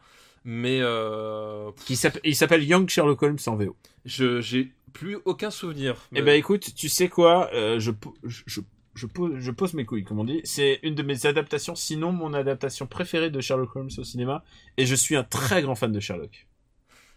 Je trouve que c'est une origin story. C'est Sherlock Holmes qui est gamin, enfin qui a post-ado, et il t'explique d'où vient tous ces différents traits de personnalité et comment il était post-ado. Et c'est réjouissant. C'est vraiment un film génial qui peut être montré aux enfants presque comme une initiation à Sherlock Holmes. C'est un film très habile dans sa manière de montrer les relations entre Sherlock Holmes et Watson. Il y a une scène qui m'a vraiment fait peur. C'est celle où Watson, en plein délire, se fait courser par des gâteaux sur des petits pieds. Oui, c'est vrai, exact. Elle est super angoissante. Oui, bah oui, c'est le cauchemar de tout gamin. C'est le truc. Ah non, mais vraiment, c'est une des scènes qui m'a le plus angoissé. Il y a des scènes de sacrifice il y a en plus il y a une relation à l'Égypte ancienne qui est vraiment assez fascinante et enfin je veux dire post Indiana Jones, on veut que ça quoi. On veut voir des trucs d'Égypte ancienne et tout. J'adore ce film. Eh bien, écoute, voilà. Moi, comme dit, je m'en souviens plus. Je sais que j'ai vu, effectivement, quand tu me reparles de la scène des gâteaux, je la remets. Mais j'ai dû le voir, je pense, qu'une seule fois, il y a très très longtemps. Mais alors, par contre, du coup, l'avantage, c'est que du coup, je vais me le mettre sur mon petit papier de la watchlist et je vais essayer de me procurer dans les prochains temps. Je crois que tu peux même ne pas te le procurer, je crois que je l'ai en DVD. Oh putain, bah, alors, n'oublie pas de le ramener la prochaine fois que tu passes à la maison. Bah écoute, je pense que je vais te le... Plutôt que de le demander à ton ami... Ouais, d'Amérique, cousin. Je le mets assez haut, ouais, quand même. Bah, par rapport à un Goonies ou un Ghostbusters, ou par exemple. Je le mets entre Blues Brothers et Brazil. Ok, bah écoute, comme dit, je te laisse faire. Ouais, et c'est vraiment un film que j'adore, vraiment. Ouais, genre, ok, Blues Brothers c'est le plus important, mais voilà. Et puis ça fait descendre un petit peu oui, l'Empire contre-attaque. Ton vœu killer à chaque fois. Non, ça fait surtout descendre l'Empire contre-attaque, et cette fois-ci, c'est pas de ma faute. Ouais, ça te fait descendre vœu killer surtout. Le secret de la pyramide. Ah, tu sais quoi, c'est un film qui a tellement compté dans mon enfance. Je suis très fan de ce film. Et tu sais que c'est mon film de Sherlock Holmes préféré. Il y en a un autre. Est-ce que tu as vu The 7% Solution? C'est quoi le titre en français?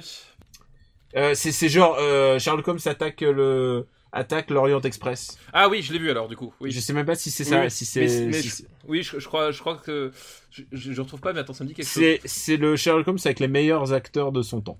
Oui, c'est ça. C'est Sherlock attaque l'Orient Express. Si, je l'ai vu. Il y a Robert Duval. Ouais, il y a Laurence Olivier. Enfin, vraiment, c'est. Ça avait de la gueule quand même. Ah, ça avait vraiment de la gueule. Vraiment de la gueule. Et surtout, l'histoire est géniale puisque c'est Moriarty qui se plaint en fait de Sherlock Holmes. Ce qui dit mais en fait il m'en veut alors qu'il s'égare alors que moi on en parle parce que c'est les années 70 je crois. Ouais, c'est ça, ouais, c'est début ou milieu des années 70, je sais plus exactement, donc, mais c'est pas la bonne décennie. Ouais, donc voilà, j'en parle un petit peu le temps qu'on arrive aux années 70. C'est Sherlock Holmes qui est devenu addict à l'opium quoi. Et Moriarty il arrête pas de me harceler, en fait il voit des gens en fait, il est ma boule. Et donc c'est Sherlock Holmes qui part en détox, il va se faire on va lui faire une thérapie. Et chez qui il peut faire une thérapie à l'époque? Bah il va chez Dr Sigmund Freud. Oui, tout à fait, c'est ça. Et c'est génial, l'idée est vraiment géniale. L'idée est vraiment top et c'est bien exploité, mais bon, peut-être qu'on en reparlera le jour où voilà. Le jour des années 60. Mais en tout cas, ouais, c'est vrai que moi aussi je recommande à découvrir pour ceux qui connaissent Sherlock de façon un peu superficielle ou voilà ou qui veulent approfondir Robert Downey et voilà. Jude Law quoi. Voilà, donc qui veulent un peu approfondir le sujet, effectivement, c'est un très bon film. C'est vrai que, tu sais quoi, je pense au Secret de la Pyramide, je préfère le Secret de la Pyramide au Sherlock moderne. Ah oui. Au Sherlock de la BBC, là. Ah, ça se discute, mais après, parce que c'est un autre, mais c'est ça qui est génial avec le personnage de Sherlock Holmes, c'est que c'est un personnage tellement intéressant que tu peux le faire avec des souris, tu peux le faire avec des gamins, ça a été fait avec un docteur, avec Dr House, etc. Enfin voilà, t'as plein de déclinaisons. Bon, bah, on remercie Kei Young pour sa liste. Oui, très bonne liste. Et maintenant, nous allons passer à une liste de Charles-Édouard Voisselin. Bonjour Charles-Édouard, merci pour ta liste. Merci pour ta liste. Et c'est une liste où il explique en disant, dans les années 80, il y avait quand même énormément de mioches partout, tout le temps. Et c'était parfois justifié, parfois pas. Voilà son mini classement de la justification. J'aime beaucoup l'intitulé de la liste, en tout cas. Ah bah, écoute, il faut qu'on précise, même si tu t'appelles pas, faut qu'on dise, on n'aime pas les enfants au cinéma. Moi, je m'engage, on n'aime pas les enfants. Non, et on aime. C'est vrai que les enfants au cinéma, c'est rarement un bon signe. Rarement. Pas toujours, mais généralement, on n'aime pas les enfants parce que les enfants existent pour nous rappeler que on vieillit et que on va mourir. Exactement, ils servent qu'à ça. Voilà. Ils ne servent qu'à nous remplacer. C'est le grand remplacement, en fait, et il a lieu depuis des millénaires. J'ai hâte que tes enfants écoutent ce podcast. Et alors, le premier de sa liste est Cocoon. Oh, Cocoon. Bah alors, ça c'est un film qui est assez particulier. Donc, c'est quoi? Ça se passe dans une station balnéaire, c'est ça? Je crois pas que c'est une station balnéaire. Je crois que c'est dans une piscine. C'est une résidence de vieux. C'est une pension de retraite, je crois. Ouais, c'est peut-être une résidence de vieux. Je sais plus. J'avais l'idée d'une station balnéaire parce que effectivement il y a tout un côté aquatique qui est super important dans le film. Et en gros c'est des vieux qui au contact d'une espèce de puissance un peu mystérieuse, reprennent goût à la vie. Enfin, quelque chose qui se trouve au fond de l'eau, dans des cocons, voilà. dans une piscine. Voilà. Et ils retrouvent toute leur vitalité, toute leur foule. C'est la pub Evian, là. Oui, c'est la pub Evian, voilà, bien avant l'heure. Cocoon, c'est signé par Ron Howard. À l'époque où il faisait encore un bon ratio de films. Voilà, à l'époque où Ron Howard faisait un cinéma qui était encore assez sympathique.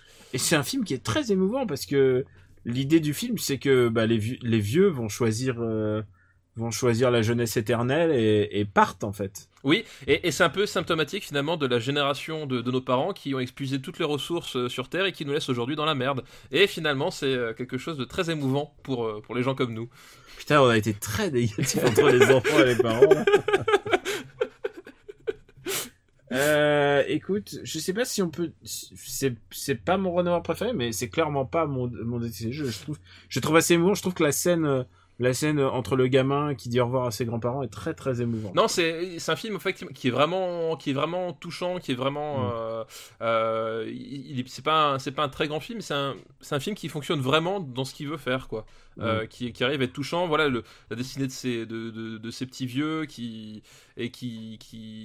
ces petits vieux qu'est-ce qu'on fait de notre vie, où est-ce qu'elle est passée, tout ça. Enfin, c'est un truc qui marche plutôt bien, quoi. Bah écoute, je regarde la liste, où est-ce qu'on peut le mettre? Cocoon, tu vois, c'est bien mieux que Splash dans le registre Ron Howard quand même. Ah ouais, c'est clair. Hein. C'est vraiment au-dessus, quoi.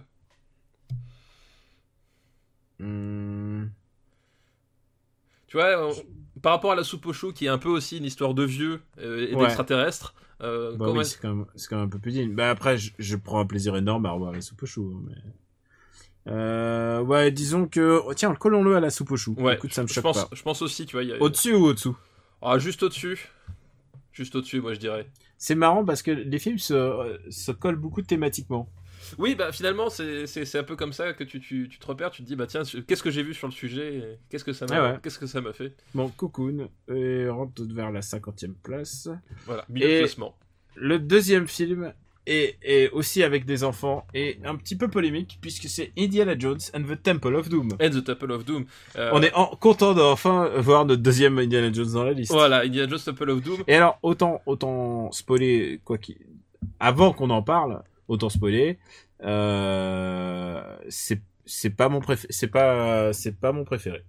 Bah, des trois Indiana Jones qui existent aujourd'hui, c'est pas mon préféré non plus, mais ça reste un film extraordinairement complexe par rapport à la simplicité de son histoire. Oui, c'est un film qui est vraiment très bizarre pour plein de choses, et ça illustre bien ce que je disais à l'époque, enfin pas à l'époque, qu'est-ce que je raconte, il y a quelques épisodes, je sais plus si c'était l'épisode présent ou celui d'avant, où Spielberg qui avait un rapport à l'enfance très particulier et à la cruauté qui est vraiment assez spécifique, je trouve. Alors, c'est un film où les enfants se font torturer. Vraiment, ils se font frapper plein écran, quoi. Ah oui, oui, tout à fait. Et c'est vraiment, et alors, c'est un film de noirceur, puisque les enfants sont traités en esclaves. À un moment, Indiana Jones va jusqu'à taper son camarade, son- parce qu'il est possédé aussi, il faut aussi le rappeler, hein, c'est pas, il le fait pas par plaisir. Ouais, bien sûr, mais physiquement, bien tu sûr, vois oui. il le tape, quoi. Oui, puis t'as des scènes, enfin, t'as des C'est Short Round en VO et je crois qu'en français 2001. c'était 2001. 2001. Ah, et alors aussi, puisque tu le dis, 2001, puisque en plus avec cette voix, puisque c'est un film que j'ai connu d'abord avec la VF, c'est un film extraordinairement raciste. Bah, le doublage 2001, Dr. Non, Jones, alors- pas content. Et il n'y a pas que 2001. Je veux dire, Indiana Jones et le Temple Maudit, c'est le meilleur film raciste de tous les temps, presque. Oui, mais en fait, C'est... mais le truc, c'est que je pense, en fait, c'est raciste au sens pulp, c'est-à-dire que, Au sens pulp, c'est exactement ça. c'est-à-dire que T'as mis le doigt dessus. c'est pas du racisme conscient, parce que le film est pas pro-raciste en soi. C'est juste qu'en fait, il prend un contexte, en fait, lui, ce qui l'intéresse, c'est le contexte d'exotisme, et il l'applique de la façon la plus pulp et la plus, voilà, la plus spectaculaire possible. C'est l'aventure telle qu'elle avait été imaginée il y a 100 ans. Voilà, déjà. c'est ça, c'est exactement ça. Et comme de toute façon, effectivement, Et il y a Spielberg. 100 ans, il ne faisait pas la différence entre Voilà. entre l'Inde et la Thaïlande. Hein. Voilà, et comme Spielberg, enfin lui, il crée Indiana Jones pour faire référence à ses héros d'enfance, lui. Enfin, du coup, ça nous fait remonter quand même vachement loin. Et justement, t'as tout ce Oui, c'est contexte-là. un film déjà nostalgique de quelque chose qu'ils n'ont pas connu parce que Voilà. c'était l'époque déjà d'avant. Donc tu le revois effectivement aujourd'hui, mais maintenant je trouve que c'est aussi un faux procès à lui faire aujourd'hui, dire ouais, enfin j'ai vu des articles entiers, oui c'est un film purement raciste, blablabla, faut le brûler tout ça. Alors, Je pense c'est je te dis, c'est vraiment le film le plus compliqué un des films les plus compliqués de sa filmo parce que à la fois c'est le plus cruel, c'est un film qu'il a réalisé en plein divorce. Pire que ça, George Lucas et Spielberg, George Lucas qui produit le film, sont en plein divorce et ils sont en train de se faire déchirer complètement. Et du coup, oui, du coup il y a une noirceur, il y a un racisme, il y a aussi, moi je trouve, une espèce de forme de misogynie, puisque alors j'ai une copine qui adore Willy. oui, qui est quand même la reine des connes. en fait, le problème, c'est que c'est un personnage. Les seules actions qu'elles font, à chaque fois, ça amène toujours au pire. Et à chaque fois, elle prend vraiment les pires décisions contre toute logique. Enfin, mais elle comprend rien à ce qui se passe. Elle hurle sans arrêt. Elle est victime de bout en bout. Mais elle a quelque chose de charmant. C'est ça qui est le plus terrible. Et c'est que ce film est charmant. Allez, 40 minutes avant la fin, tout d'un coup, le film, ça devient une espèce de roller coaster. Non, mais le film, et faut dire ça aussi devient qu'une course-poursuite, quoi. Et faut dire quand même que le film, en matière de film d'aventure, de rythme, il est, enfin, Spielberg... Il est même supérieur. Il est supérieur à Raiders. Si tu parles de pure aventure pure, oui, de rythme, par contre, de moi, mise en scène. D'un point de vue, le seul truc que je reproche, c'est la photo. J'ai jamais pu me faire la photo de ce film, qui est pour le coup très Tout a l'air toc. Tout est très télévisuel en fait. Ouais. Ça me rappelle beaucoup la photo qu'a utilisée, mais cette fois-ci à bon escient, Verhoeven par la suite sur Total Recall. Sauf que là, ça fonctionne pas parce que c'est pas le propos Total Recall quoi.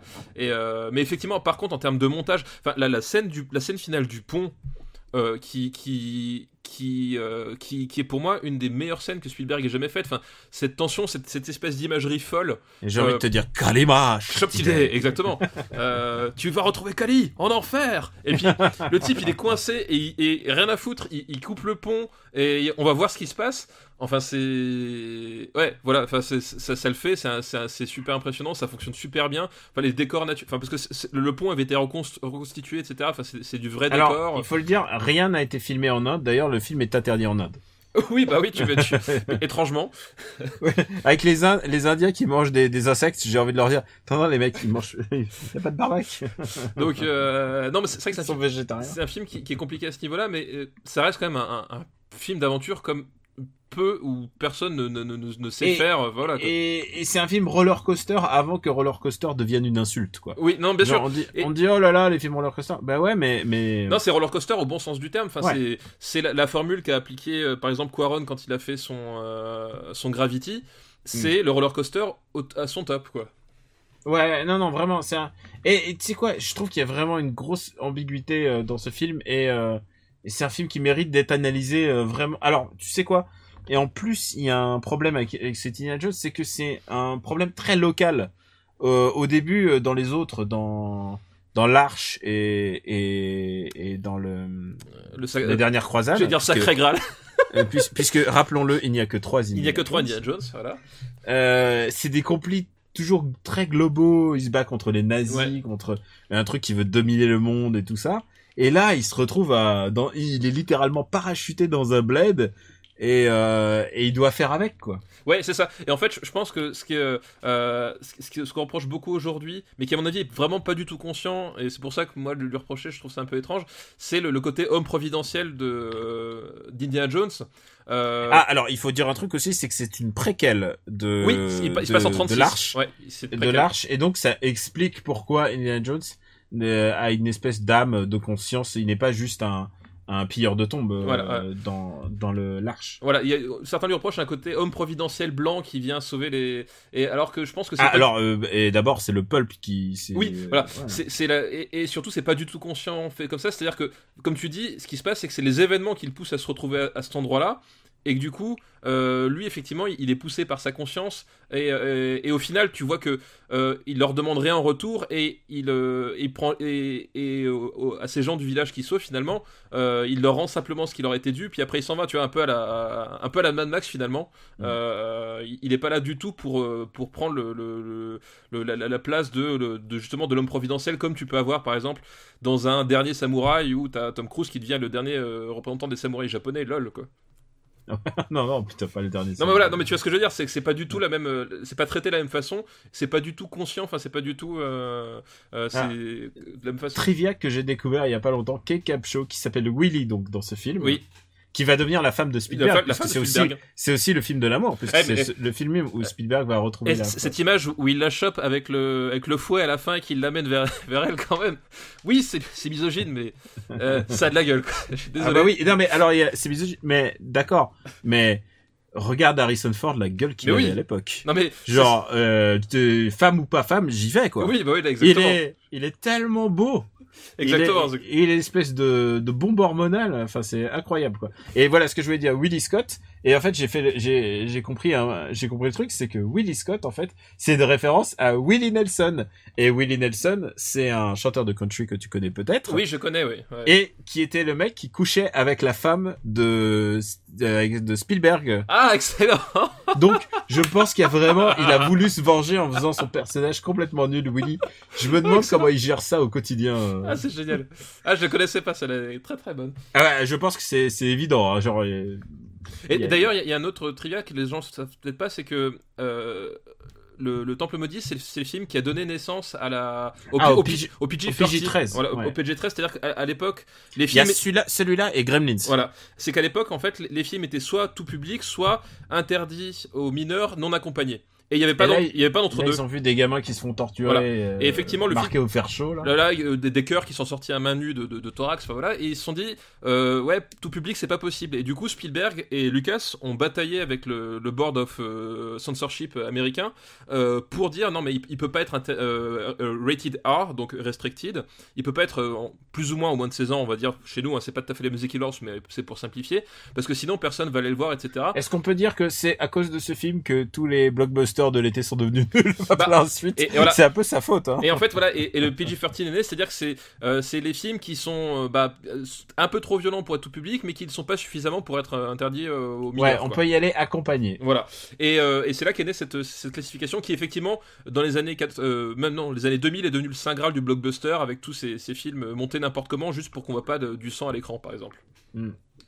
Bon bah écoute, où est-ce qu'on peut mettre ce film très compliqué à juger, quoi, après tout ce qu'on a dit. Et le pire, c'est que moi je pourrais passer des heures à regarder mais moi aussi. de ce film. Moi aussi. Mais je pense que pour un film commenté, un film qu'on ferait un commentaire audio, on choisirait celui-là. C'est pour ça que malgré tout ce qu'on a dit, c'est un film que moi je mets relativement haut, parce que en termes de mise en scène, en termes de cinéma pur, le roller coaster final. Ouais, c'est. Et encore une fois, c'est plus, enfin c'est péché, c'est par négligence. Et c'est celui où il est le plus actif à la fin, en fait. Oui, c'est vrai aussi. Je le mets au-dessus de Rambo 4, de Rambo 3 et de Rocky 4. Oui, largement, ouais. Je le mets assez haut quand même. Hein. Moi aussi, enfin tu vois, moi je suis même tenté de le mettre. Moi je mettrais peut-être, je sais pas, en dessous d'Evil Dead 2.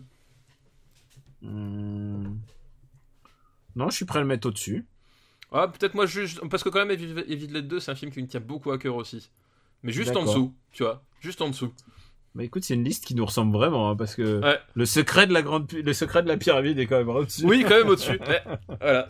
Et Indiana Jones. c'est gravé dans le marbre, nous n'y pouvons rien. Hein. Et il est entre Evil Dead 2 et le Syndicat du crime, ce qui est pas mal. Est-ce qu'il y a quand même une bonne place, quoi. Je pense que ça fait une DVD tech qui a de la gueule.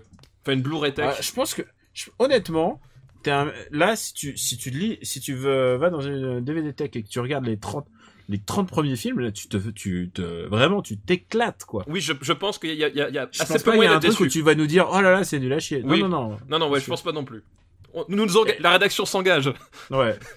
Et d'ailleurs, on est toujours très touchés par les gens qui disent j'ai découvert ceci grâce à vous. Alors nous, franchement, c'est des films qui existaient avant nous, quoi.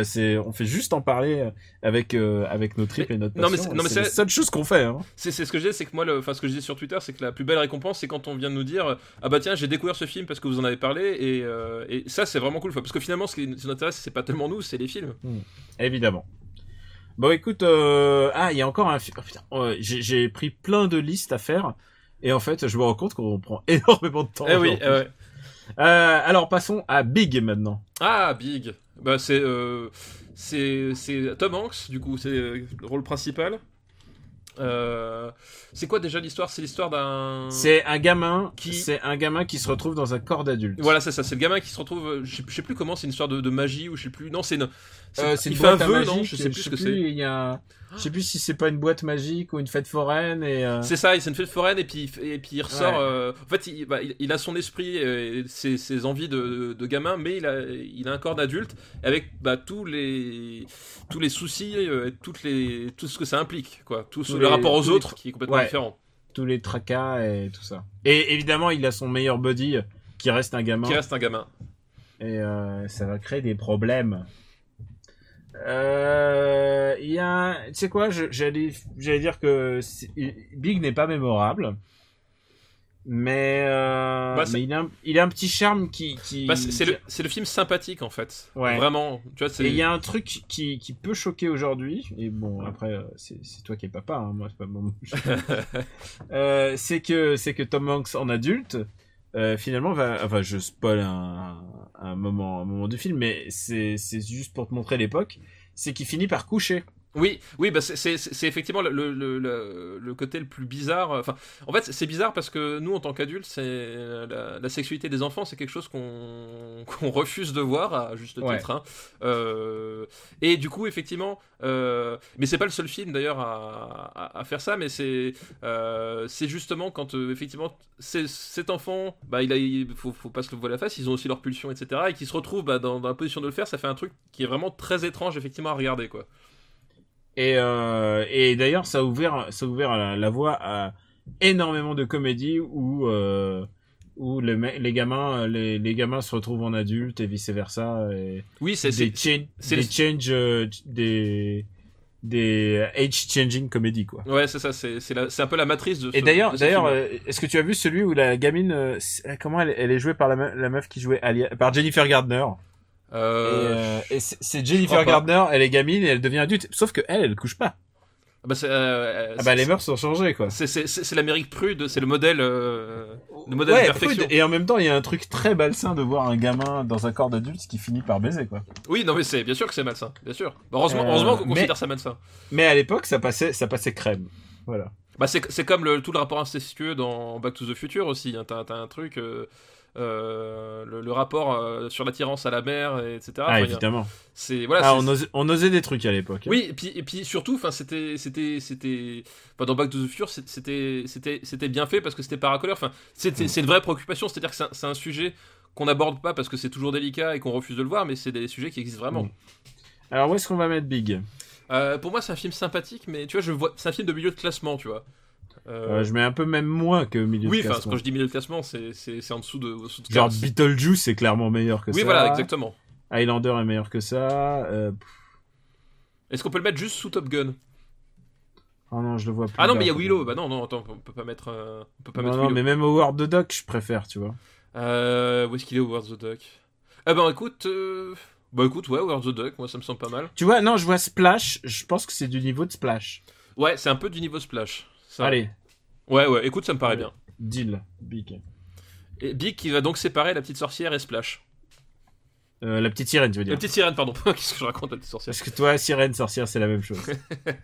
Eh ben, on remercie Charles-Édouard pour sa liste. Bah, merci pour sa liste, effectivement. Et maintenant, on va passer à une autre. Putain, j'en ai prévu vraiment beaucoup trop. Bon, on va voir ce qu'on fait. Ah, c'est l'été, les gens ont le temps sur la plage. Bon, et partons de ce principe-là. La liste, c'est une liste de Spriggan, aka Michael. Et sa liste s'intitule « Lorsque la science se résume à se demander si ça valait le coup d'en arriver là ». Et tu vas voir pourquoi je voulais le faire, parce qu'il y a quand même un classique dans sa liste. Il y a Inner Space, l'aventure intérieure. Ah, l'aventure intérieure. Ah oui. C'est la version avec la Joe version Dante. des années 80. Hein? La version de Joe Dante. Ah bah oui, bien sûr. Bien sûr, ouais, c'est ça, ouais.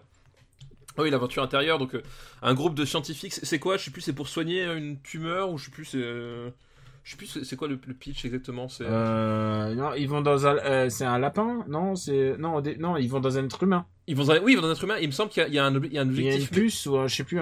Il y a un truc médical. Enfin, ouais. je sais plus. Enfin, en gros, c'est un vaisseau qui est injecté dans un corps humain. Et c'est ça en fait. Je sais plus. C'est un type en fait. Il est au bord de la mort. Et le seul moyen de le sauver, c'est d'aller détruire un truc. Je sais plus. C'est une tumeur, un truc comme ça dans le corps humain, qui est inaccessible autrement. Ouais, qui est un truc qui arrive souvent dans les comics, hein, puisque Viatom, c'est son pouvoir, il rentre tout le temps dans les corps et oui, il tue les tumeurs et les machins. Et du coup, voilà, il monte un équipage. Avec... Si seulement ça pouvait exister. Voilà, il monte un équipage qui voyage dans le corps humain, et puis bah du coup, c'est le film d'aventure où les ennemis, bah, c'est les globules blancs, c'est les trucs comme ça. C'est que Dennis Quaid et Meg Ryan, dans mon souvenir. Qui ensuite deviendront un couple beaucoup plus tard, je crois. Et Meg Ryan, à l'époque où elle était vraiment la petite fiancée de l'Amérique. Oui, c'est vraiment ça, la petite fiancée de l'Amérique. Elle était extraordinairement mignonne et il lui arrivait beaucoup d'incidents de chirurgie esthétique, j'ai l'impression. Elle s'est mariée à Dennis Quaid après et ensuite elle l'a plaqué pour Russell Crowe, je crois, et du coup il y a eu un désamour des tabloïds pour elle qui choisit Russell Crowe. Et en même temps, je veux dire, Russell Crowe dans les années 2000, tu peux pas tester. Ouais, c'est difficile de lutter. On verra ça quand on verra la filmo de Russell Crowe. C'est ça. Donc, qu'est-ce qu'on peut dire où est-ce qu'on peut mettre ce film Moi, je l'ai revu il y a peut-être 6 ans ou 7 ans. Alors, c'est pas le meilleur Joe Dante. Et d'ailleurs, je crois que c'est le premier Joe Dante de la liste. Oui, c'est vrai que c'est le premier Joe Dante. Et bah, c'est aussi un Joe Dante inoffensif en fait. Et c'est pas celui où il y a le meilleur propos de son auteur. Parce que Joe Dante a la classe de mettre des propos de plusieurs lignes de lecture dans ce film. Et voilà. Celui-là, il est quand même très lisse en fait. Ouais. C'est très lisse. Et en fait, finalement, il vaut plus pour son pitch parce que voilà, c'est rigolo d'avoir un vaisseau dans un corps humain qui doit faire face au. Tu sais, c'est comme la série La Vie quand on était jeune. Mais dans l'absolu, il a rien vraiment particulier au-delà de son pitch finalement. Ouais, et je pense que c'est un film ça, en l'occurrence, c'est des films qui gagneraient à être faits en remake plus que d'autres. Oui, parce que voilà, ça reposait beaucoup sur les effets spéciaux, sur les trucs, et voilà, le pitch reste aussi puissant aujourd'hui que hier, et finalement, pourquoi pas, quoi. C'est pas son meilleur film à Joe Dante, quoi. Mais ça reste plaisant, voilà. Voilà, ça reste présent, ouais, tout à fait. Tu vois, Weird Science, je préfère Weird Science, je mettrais entre Weird Science et... Ouais, écoute, parfait. Voilà. Parfait, ça me va très bien. On est très Inner Space. C'est quoi déjà le nom français? J'ai un trou de mémoire. L'aventure intérieure. L'aventure intérieure. Bah écoute, c'est bizarre, hein, cette espèce de regroupement thématique au sein même de la liste. Deuxième film de la liste de Michael, c'est The Fly. The Fly, alors... J'adore quand tu fais quand tu fais je sens que c'est un film important. Ouais, non mais c'est un film que moi j'adore vraiment, quoi. C'est un film extraordinaire. C'est un film extraordinaire. La Mouche, donc de Cronenberg, où un scientifique, donc joué par Jeff Goldblum, qui teste la téléportation et qui en fait manque de bol. Qui réussit. Et mais manque de bol quand il fait sa téléportation. Ce qu'il n'avait pas vu, c'est qu'il y avait une mouche qui était rentrée dans la cabine. Et comme son principe de téléportation, ça repose sur la déconstruction des atomes et la reconstruction, bah du coup il va se reconstruire avec la mouche qui était embarquée. Et oui, son ADN va fusionner avec celui de la Voilà. mouche. Et c'est un Et film. au fur et à mesure, il va devenir une mouche. Voilà. Et c'est un film absolument dégueulasse, mais il va beaucoup plus loin que le simple. Les effets spéciaux, enfin gore sont. Enfin, c'est vraiment dégoûtant sur. Des C'est tonnes et des dégoûtant et c'est presque plausible. C'est Oui. ça qui est tonnes. génial. Mais C'est que un mec qui deviendrait tout d'un coup comme ça, tu fais ah mais attends mais ouais c'est comme ça. Bah, que ça... il y a ces scènes où il perd ses oreilles, où il perd sa peau qui se décrépit. Enfin, t'as cette fameuse scène où il ouvre son placard dans le truc et tu vois son pénis qui est posé sur le. Tu comprends qu'il a perdu son pénis au passage, etc. Enfin, t'as une approche très clinique de Cronenberg. Et alors il y a un truc qui est impressionnant, c'est qu'il a pris un mec qui est au top de la beauté de l'époque, c'est Jeff Goldblum, qui est enfin je veux dire il est extraordinaire, il porte le film à bout de bras. Ah oui, il est autant sous le maquillage, enfin je veux dire c'est que même quand il y a le maquillage, son jeu arrive à prendre presque le dessus. Enfin tu vois, il a une présence et c'est une histoire d'amour contrariée aussi avec Gina Davis. Qui enfin et ouais c'est un très très grand film et on retrouve quand même toutes les problématiques de Cronenberg de l'époque, c'est-à-dire la décrépitude, la relation au corps et à la sexualité, la science et la sexualité, et voilà, et surtout et vraiment toutes ces thématiques sont réunies dans un seul et même film. Et il y a un truc qu'il faut savoir, c'est que The Fly est adapté d'un bouquin, mais il y a déjà eu une adaptation. Oui, exact. C'est pas la première adaptation. Ouais. Et qui était très bien, qui était génial. Mais vraiment, Cronenberg fait un film très personnel avec cette histoire.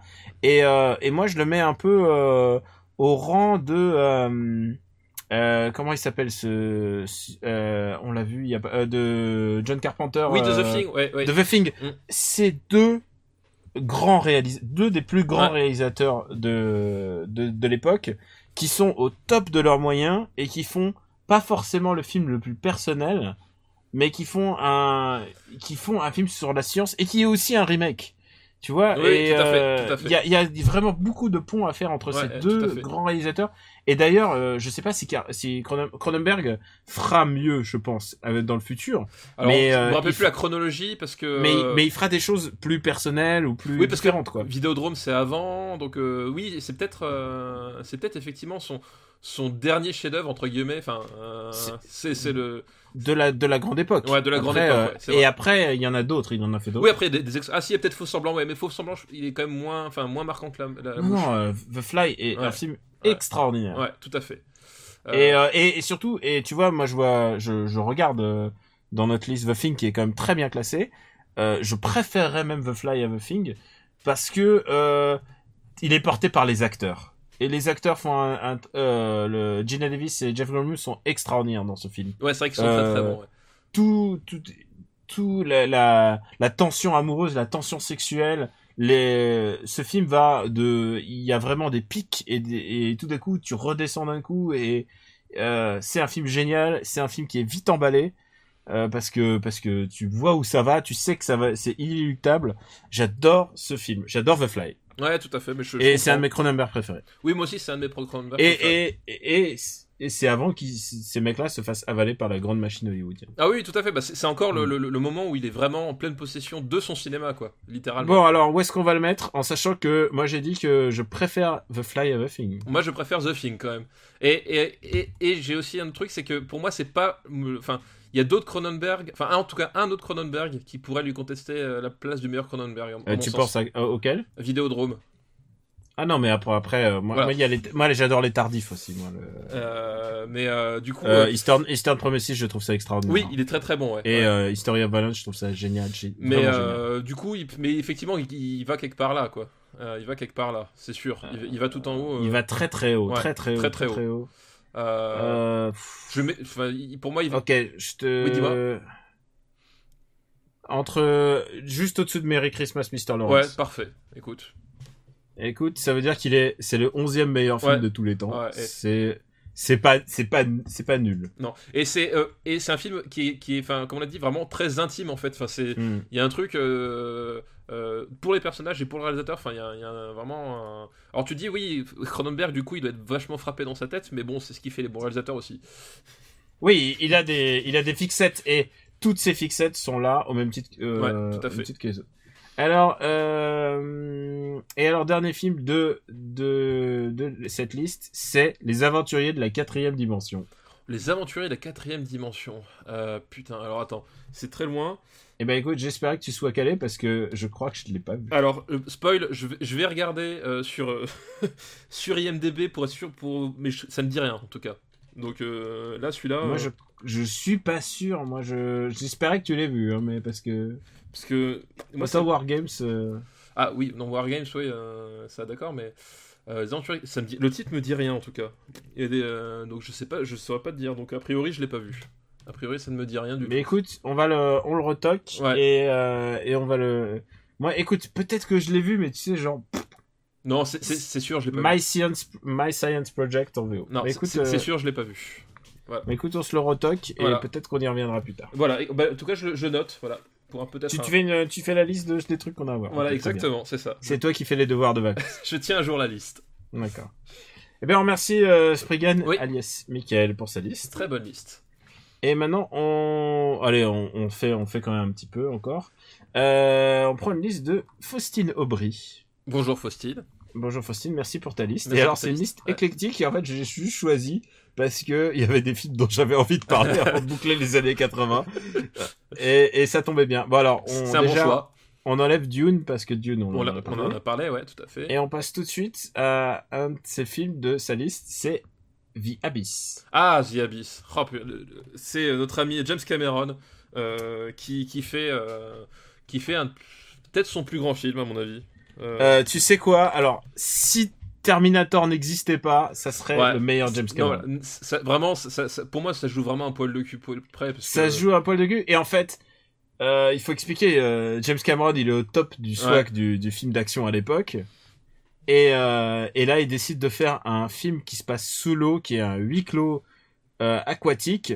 Et qui en fait, il y a des extraterrestres, enfin des trucs. Oui, mais des extraterrestres qui ne sont pas belliqueux et en fait qui sont pas belliqueux, donc il y a pas de combat. En fait, ce qu'il y a de bien dans ce film-là, c'est que le danger vient de l'homme et vient de sa propre paranoïa et de son propre système de valeurs qui est complètement faussé. C'est le personnage qui est joué par Michael Bean. Michael Bean, voilà, qui est donc le héros de Terminator, qui joue Kyle Reese dans le premier, le seul vrai Kyle Reese autorisé par la loi. Michael Bean tout en moustache et en psychose. On est d'accord que c'est le seul Kyle Reese qui est autorisé. Mais tous les autres n'existent pas. Mais je ne crois pas qu'il y en a eu d'autres, Daniel. D'accord, merci.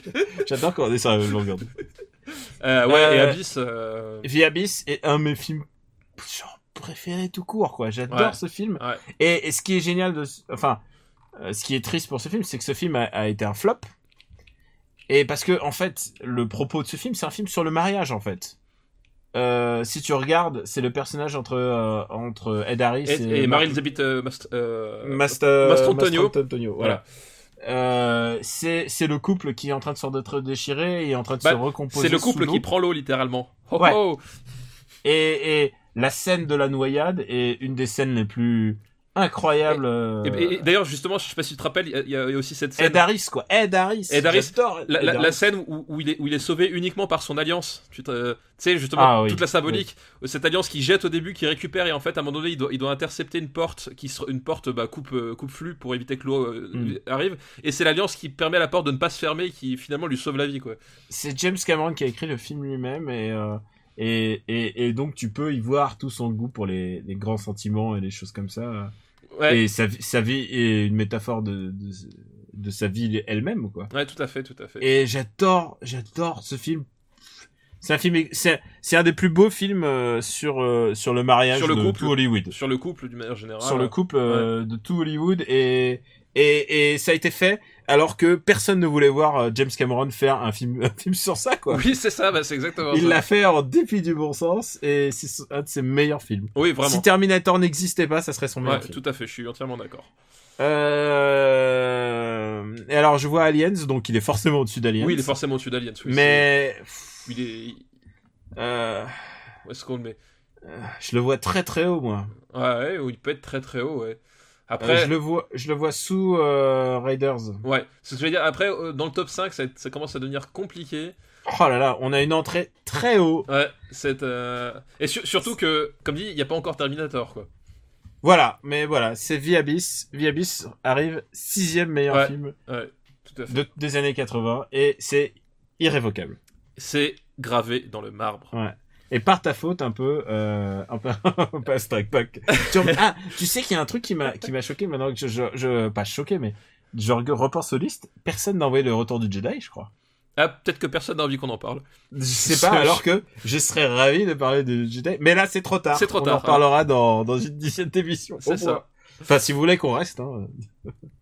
En même temps, tu sais quoi, c'est ça qui est génial avec les podcasts, c'est que même si les gens étaient pas contents, on continuerait en fait. Oui, c'est ça, peu importe. Nous, on est là, on bouge pas. Tant qu'on a de la vie. Bon, et l'autre film de sa liste, et je me suis dit que ce serait pas mal pour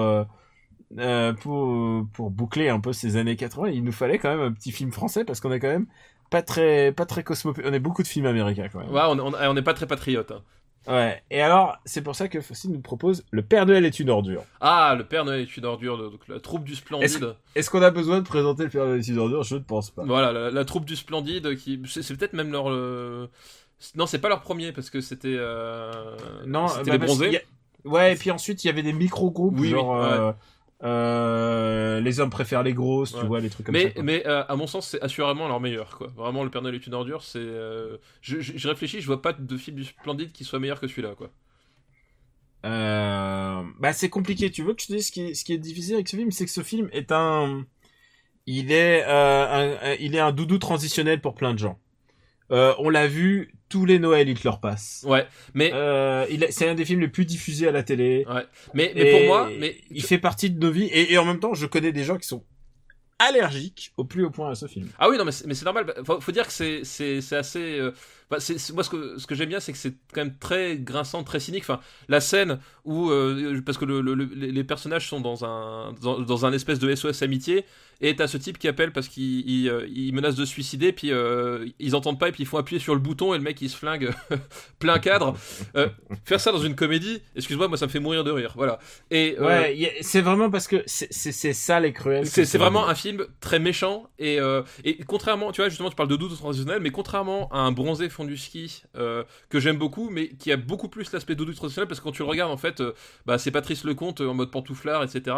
Je trouve que Le Père Noël est une ordure se tient quand même vachement mieux, mine de rien, et reste, si t'es client d'humour noir et cruel, reste quand même vraiment drôle, quoi. Et je pense que c'est un film qui marche vraiment pour ce qu'il propose, moins que d'autres à cause de la répétition. Même dans sa bêtise, parce que j'ai envie de dire, Monsieur Preskovic, c'est plus possible aujourd'hui. Monsieur Preskovic, effectivement, c'est voilà. Et d'ailleurs, c'est parce que c'est l'adaptation de la pièce de théâtre, quoi. Enfin, et oui. d'ailleurs, dans la pièce de théâtre, Monsieur Preskovic est coupable d'avoir tué tout le monde. Oui. À la fin, ouais. ce qui se passe, c'est que Monsieur Preskovic fait exploser l'immeuble. L'immeuble, ouais, c'est ça. Et donc, là... comme quoi, les Bulgares, on peut pas leur faire confiance. C'est vraiment la morale de cette histoire dégueulasse, quoi. Mais non, mais voilà, je pense que en tout cas, moi, c'est vraiment mon film du Splendide préféré. Et comme dit, je pense qu'il résiste mieux aux années que Les Bronzés, qui est quand même bien. Alors, le film résiste mieux, pas ses acteurs, parce que je t'assure, j'ai vu Camping 3 avec Gérard Jugnot qui mangeait du space cake. C'est des choses que... En 2016, il y a des gags avec du space cake encore. Ouais, c'est incroyable. Il a mangé du space cake et il court derrière oui, non, mais ça... derrière Franck Dubosc avec une tondeuse électrique pour oui, lui raser mais là par exemple Junio en Père Noël homicidaire est complètement homicidaire mythomane voleur il bat sa femme, je veux dire, c'est la totale, et il est complètement frappé de, il est quand même bien dans son rôle, quoi. Écoute, c'est du très mauvais esprit, très mauvais esprit, ouais. C'est d'une comédie très Charlie, on va dire. Oui, c'est ça. Oui, c'est vrai en plus. C'est vraiment, oui, pour le coup, l'esprit du professeur Charon là-dedans. Écoute, j'étais parti pour le casser. Mais pas pour le casser en tant que tel, mais c'est-à-dire parce que c'est très particulier, quoi. Je pense qu'aujourd'hui, un mec qui débarque sur ce film, il y a un truc de mélange trop burlesque qui va faire que ça va mal se passer. Ouais, mais après, comme dit, moi je pense que... Mais c'est les films d'une génération, voilà. Et les films d'une génération, ça nous suffit pour être classés haut dans la liste. N'oublions pas Over the Top. Exactement, Over the Top, qui notre maître étalon. C'est ça, le maître étalon de Je me demande quel va être notre Over the Top des années 90. Ouais, c'est vrai, on sait pas encore quoi poser la question, mais on verra bien, écoute, ce sera la découverte. Bah écoute, où est-ce qu'on peut le mettre? Bah, déjà, on peut pas. Enfin, pour moi, tu peux pas le mettre au-dessus d'un Blues Brothers ou même d'un Evil Dead 2. Non, vois, je pense c'est que pas tu peux possible. même pas le mettre au-dessus de Ferris Bueller. Non, oui, voilà, exactement. Mais peut-être juste en dessous de Ferris Bueller, finalement, c'est bien. Ah, quoi qu'il y a le sens de non, la vie. non, il y a le sens de la vie juste au-dessus. En dessous du sens de la vie, alors. En dessous du sens de la vie. Ouais, en dessous du sens de la vie. Allez, je te le vends. Exact. Non, ouais, j'ai pas vu le sens de la vie, effectivement. Ah non. Oui, non, faut arrêter de déconner aussi. Il est quand même au-dessus de Bad Taste. Oui, il est quand même au-dessus de Bad Taste. C'est pas une mauvaise place. Non, c'est pas une mauvaise place. Pour un classique français. Écoute, j'avais encore une liste de 3. Et je voulais finir avec une liste de films français. Est-ce que ça te dit, on termine Bah ouais, allez, on y films va, allez. 3 films français, c'est parti. Allez. C'est Simon. Alors d'abord, on remercie Faustine pour ça. Merci Faustine, ouais, très bonne liste, ouais, très bon choix. Même si des choix éclectiques. Ouais, non, mais c'est bien, il en faut. Et mais sans thématique. Et là, il y a une thématique puisqu'elle est française. La liste s'appelle French Touch et elle nous a été envoyée par Siméon Nkoa. Alors, le premier film de sa liste French Touch est La Boom. Oh putain.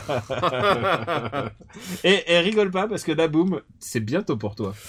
Oh putain, oui, c'est ça. Bah là... Tu sais que c'est incroyable ces films générationnels où on a été à chaque fois l'âge d'un des personnages et puis maintenant tu es à l'âge des parents qui regardent exactement. La Boom. C'est et ça. je veux juste répéter ça juste pour te faire un peu souffrir. Putain, mais c'est vrai que je vieillis tellement vite. Bah la Boom, c'est la France qui tombe amoureux de Sophie Marceau. Voilà. C'est l'histoire d'une gamine. C'est le premier rôle de Sophie Marceau. Comme rôle de Sophie Marceau. Sophie Marceau que je trouve bien mieux des années plus tard que La Boom. Hein, soit dit en passant, c'est une actrice qui. Alors ça dépend parce qu'elle est Pixen Valley de Sophie Marceau est très intéressante hein, parce que elle a joué quand même Belphégor, elle était littéralement, elle a été en roue libre. Oui, non, je te parle pas d'un point de vue de l'actrice, hein, je te parle du point de vue du charme. C'est, tu vois, justement quand j'ai regardé La Boom, j'avais l'âge du personnage et j'étais pas trop sur Sophie Marceau, tu vois, à l'époque. Ah ouais. Puis en vieillissant, finalement, c'est vrai que c'est typiquement des films qu'on nous faisait regarder et où on pouvait tomber amoureux de la fille quoi. Oui, c'était le but hein, voilà, c'était c'était comme Vanessa Paradis quand elle chantait Joe le taxi, on avait l'âge de Vanessa. On avait l'âge... j'étais un peu plus jeune, mais on avait l'âge de tomber amoureux de ces filles un peu plus âgées. Voilà. Et La Boom, c'était quoi déjà la chanson, je me rappelle même plus la chanson. Ah oui, c'est ça. Oh, Love, non c'est quoi? Dream are my reality. Are my reality. Enfin bon. Musique de Cosma évidemment. Cosma dont on a, je crois qu'il a fait les musiques de Père Noël est une ordure aussi. Ah oui, tout à fait. Vladimir Cosma, ouais, c'est celui. Très prolifique. Très prolifique. C'est un film de Pinotto. Ouais, et bon, c'est vraiment le film du génération. Comme dit, moi, déjà à l'époque, j'accrochais moyen. Je sais pas, ça va être une Madeleine de Proust, mais je suis pas sûr que ça. Faut dire que Pinotto a ensuite réalisé L'étudiante, qui est un autre proto-film concept autour de Sophie Marceau. Autour de Sophie Marceau, ouais, c'était vraiment qui est un des films les plus idiots que je connaisse. et qui a un peu axé tous les rôles de féminins, genre un peu fille, un peu intellectuelle et chieuse, parce que vraiment, c'est vraiment, ils ont fait naître cet archétype. Oui, c'est ce mec-là, quoi, qui est responsable de tout ça. C'est la fille, c'est l'espiègle qui a grandi, tu sais, et du coup, ça devient une emmerdeuse, quoi. Et c'est vraiment ça, effectivement. Disons que c'est une étude de caractère beaucoup moins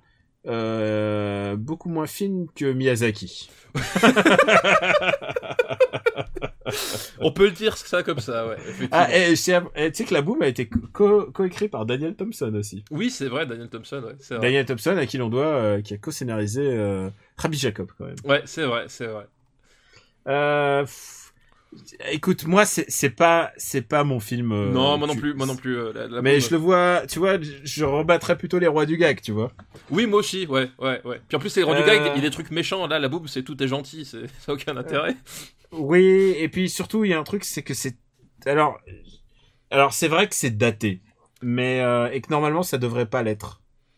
C'est que les problèmes d'adolescence, ça devrait être universel. Oui, c'est le faux film universel, en fait. Voilà, c'est pour ça que les films de John Hughes sont beaucoup plus intéressants. Oui, on est très loin de Breakfast Club, ou même de Ferris Bueller pour rester dans la comédie. Voilà, c'est... Bah, je mets ça au-dessous de Splash, tu vois. Ouais, ouais. Et non, je mets ça au-dessous de l'Aigle de Fer. L'Aigle de Fer, c'est au moins, il y a des avions. Ok, ça me va. Allez, hop. La Boom sous l'Aigle de Fer. La Boom n'est pas très apprécié ici. Deuxième film de cette liste, un film qui est un peu meilleur, je pense. c'est Les Sous-Doués. Ah putain, Les Sous-Doués. Alors ça, c'est un Et film. Les Sous-Doués, alors tu sais quoi, j'adorais vache. ce film quand j'étais gamin parce Non, mais que moi je le aussi. regarde tout le temps. Non mais moi aussi, j'ai dû le voir genre 200 fois quand j'étais môme, et je pense que le jour où j'ai atteint l'âge de, je sais pas, 12 ou 13 ans, je l'ai plus jamais revu. Moi, c'est un peu plus tard même, je dirais. Et genre, je me suis dit, ah non, en fait, ça se passe pas comme ça. Oui, la vraie vie, un c'est fi- pas ça. Alors, c'est un film de Claude Zidi où c'est une bande de nuls. C'est les derniers. Si vous avez vu le film Les Profs avec Kev Adams, c'est à peu près la même chose. Ah ben c'est effectivement c'est la matrice de ça. C'est vraiment c'est ça. Ouais. exactement la même chose. C'est une classe de nuls qui doit passer. Qui doit tout faire qui doit pour passer le bac en fait. Qui doit passer le bac. Ouais, qui doit tout faire pour passer le bac. Et alors, Et ils sont complètement nulos. Enfin c'est vraiment. au lieu que ça soit les profs, les stars, ce qui est le cas du film les Profs, là, c'est les cancres, les stars. C'est les élèves, parce que les élèves vont tous avoir une petite méthode. Moi j'adore celle de l'Africain qui écoute le papa qui joue au tam-tam. Au tam-tam dehors. Et il joue des anti-sèches à l'oral. Parce que c'est vrai que le truc c'est ça, c'est que c'est pas du tout un film où ils vont se dépasser pour réussir le bac. Non, c'est un film où ils vont trouver les astuces les plus tordues pour tricher et avoir leur bac. C'est la célébration du cancre, quoi. Et il y a Galabru en flic qui les surveille partout. Ouais. Il est hilarant. Il est hilarant. Et moi, je crois que ma gruche préférée, c'est le mec avec le pied qui... Il a une espèce de valise qui pose en bas et il y a un projo qui lui projette les cours et avec son pied il clique. Il clique pour passer les pages et tout. C'est Daniel Auteuil tout jeune aussi, un des jeunes. C'est le premier grand rôle. Ouais. Non, c'est vrai que c'était cool, mais honnêtement, je l'ai pas revu depuis 20 ans. Donc Attends, il y a Galabru qui fait le flic et à la fin comme il les insulte et il se retrouve à faire la circulation puisque à l'époque c'était le pire alors que c'est à l'époque où il connaissait pas encore CRS sur autour des stades. Oui, c'est vrai qu'il faut remettre à l'époque, c'est vrai que globalement tu vas te retrouver à faire la circulation, c'était un peu la menace ultime pour un flic dans les années 80. C'est d'ailleurs le pitch de départ de L'Arme Fatale 3 hein. Oui, c'est vrai. Voilà, c'était vraiment c'est genre la punition ultime, tu vas faire la circulation, voilà, c'était ça. C'est très années 80, c'est un truc que vous les jeunes vous pouvez pas savoir. On peut difficilement faire un film plus années 80. D'ailleurs, il a été réalisé dans les années 80. Ouais. Ah, 1980. Oui, 1980 tout pile, donc ouais, comme quoi. Écoute, je le classe bizarrement assez haut. Qu'est-ce que t'appelles bizarrement assez haut? Je regarde les films drôles de notre liste. Bah, y a Papy fait de la résistance là. Il est où, Papy? Là, juste au-dessus de Batman. Tu sais, Papy fait de la résistance, c'est mieux que Batman, t'as oublié? Ah, c'est vrai. Bah écoute, je le mets juste au-dessous de Papy fait la résistance. Ouais. Non, tu sais quoi, je le mettrais même au-dessus de Superman 3. Hein. Ouais, bah au-dessus de Superman 3, moi ça me va, écoute. Moi j'ai pas de problème avec ça. Ok, bah écoute, c'est nos goûts. Les Sous-Doués. Tu m'as donné envie de le revoir en fait, du coup. Oh là, putain, mais quelle barre de rire, ce film est sidérant de débilité. Oui, c'est vraiment débile de bout en bout, hein. Ça c'est clair. Mais c'est ça qui est bon. C'est un film que je confondais toujours avec celui avec Patrick Bruel. Oui, non, mais alors, tu sais, au moment où t'as parlé des Sous-Doués, la première image que j'avais en tête, c'était Patrick Bruel, effectivement. Et en fait, non, c'est Daniel Auteuil. Et celui de Patrick Bruel, c'est comment il s'appelle déjà? Là, je l'ai plus en tête. Mais effectivement, Patrick Bruel avait sa repompe de Sous-Doués de son côté, mais c'était quand même vachement moins bien dans mon souvenir. Et c'était Patrick Bruel pré-chanteur. Oui, c'était Patrick Bruel bien avant Casser la voix. Bien avant Casser la voix, c'est ça. Alors, et le dernier film qu'on va traiter de cette liste, c'était Prof avec Patrick Bruel, P-O-R-F-E-S. Ah putain, c'était nul. Putain, comme quoi Prof, c'était un truc déterminant dans ta vie et dans celle de beaucoup de gens. C'est ça, faut pas que t'appelles ton film Prof, hein, ça va pas du tout. Et le dernier film que nous allons voir aujourd'hui est La Chèvre. Oh putain, La Chèvre. Depardieu et merde. Le grand blanc avec une chaussure noire, c'est Pierre Richard. Pierre Richard, voilà, exact. Et bah écoute, pour moi, ça c'est un putain de classique. Ah bah ça c'est un film. Ah là, on est vraiment au-dessus, quoi. C'est une comédie, c'est le buddy movie français par excellence. Mais en plus le pitch est génial, c'est-à-dire que c'est un industriel, je crois que c'est ça hein, dans mon souvenir, ou un type très riche dont la fille est enlevée. Et en fait, sa fille a la particularité d'être extrêmement maladroite. Et il se dit, pour qu'on la retrouve, le seul moyen, c'est de trouver quelqu'un d'aussi maladroite qu'elle, pour aller finalement retrouver sa trace. Et ce type, c'est évidemment Pierre Richard, qui est accompagné par Depardieu, qui du coup lui joue les gros bras. Et le duo est top, quoi. Enfin, vraiment. Et c'est des successions presque de sketchs de Pierre Richard, en fait. Ah oui, non, mais c'est exactement ça. Et c'est hilarant. C'est vraiment le Francis Weber. C'est le meilleur Francis Weber pour moi. Le meilleur Francis Weber, ouais, c'est peut-être. Quoique j'aimais bien. C'était lui encore le genre l'emmerdeur, hein, je crois. Avec, pour moi, ça reste quand même l'emmerdeur. Ventura, Brel. Qui est un film que je trouve extraordinaire. C'est la méthode. C'est Molinaro. Weber, il avait écrit en fait. Non, mais je confonds parce qu'en fait, dans l'emmerdeur, c'est son personnage là que tu retrouves dans ce film, François Pignon. Voilà, c'est François Pignon, mais il l'a pas réalisé, c'est Molinaro. Donc effectivement, la chèvre. Voilà. Sauf qu'ici, c'est pas Pignon, c'est Perrin. Oui, c'est pas Pignon, mais globalement, tu sens que on est sur un archétype qu'il aime bien, quoi. C'est l'archétype du débilou. Oui, du débilou, mais le débilou à bon fond. Enfin, tu vois, t'as vraiment... Ouais. C'est vraiment le débilou à bon fond. C'est aussi le moins Weber dans le sens moderne, c'est-à-dire les femmes... Alors, les femmes n'existent absolument pas dans ce film. Ah bah non, pas du tout. Celui-là n'est pas insultant, quoi. C'est vraiment une histoire de buddy movie. Et je pense que si tu as vu The Nice Guys... Oui, évidemment, j'ai vu The Nice Guys. Nice Guys, c'est exactement le... Oui, c'est la version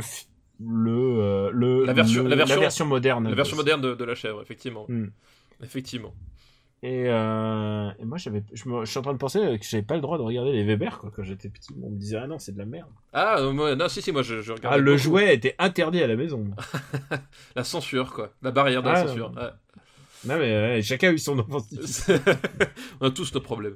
Mais vraiment, et tu sais quoi, tu peux te regarder des extraits sur YouTube et tout, tu verras, c'est à se bidonner, quoi. C'est Pierre Richard la à son summum. Vraiment très très très très chouette. Et les cascades que fait Pierre Richard, et oh là là, il est un sens du timing, c'est tellement minutieux, j'adore ce film, quoi.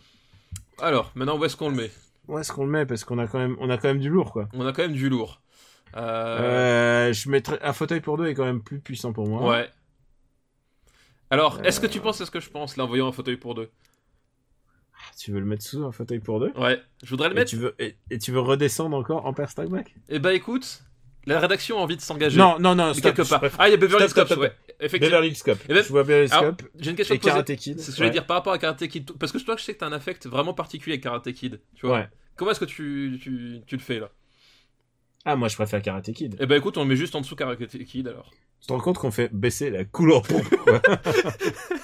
nous retrouvons avec La Chèvre, meilleur film, qui est classé devant La Couleur pourpre. Voilà.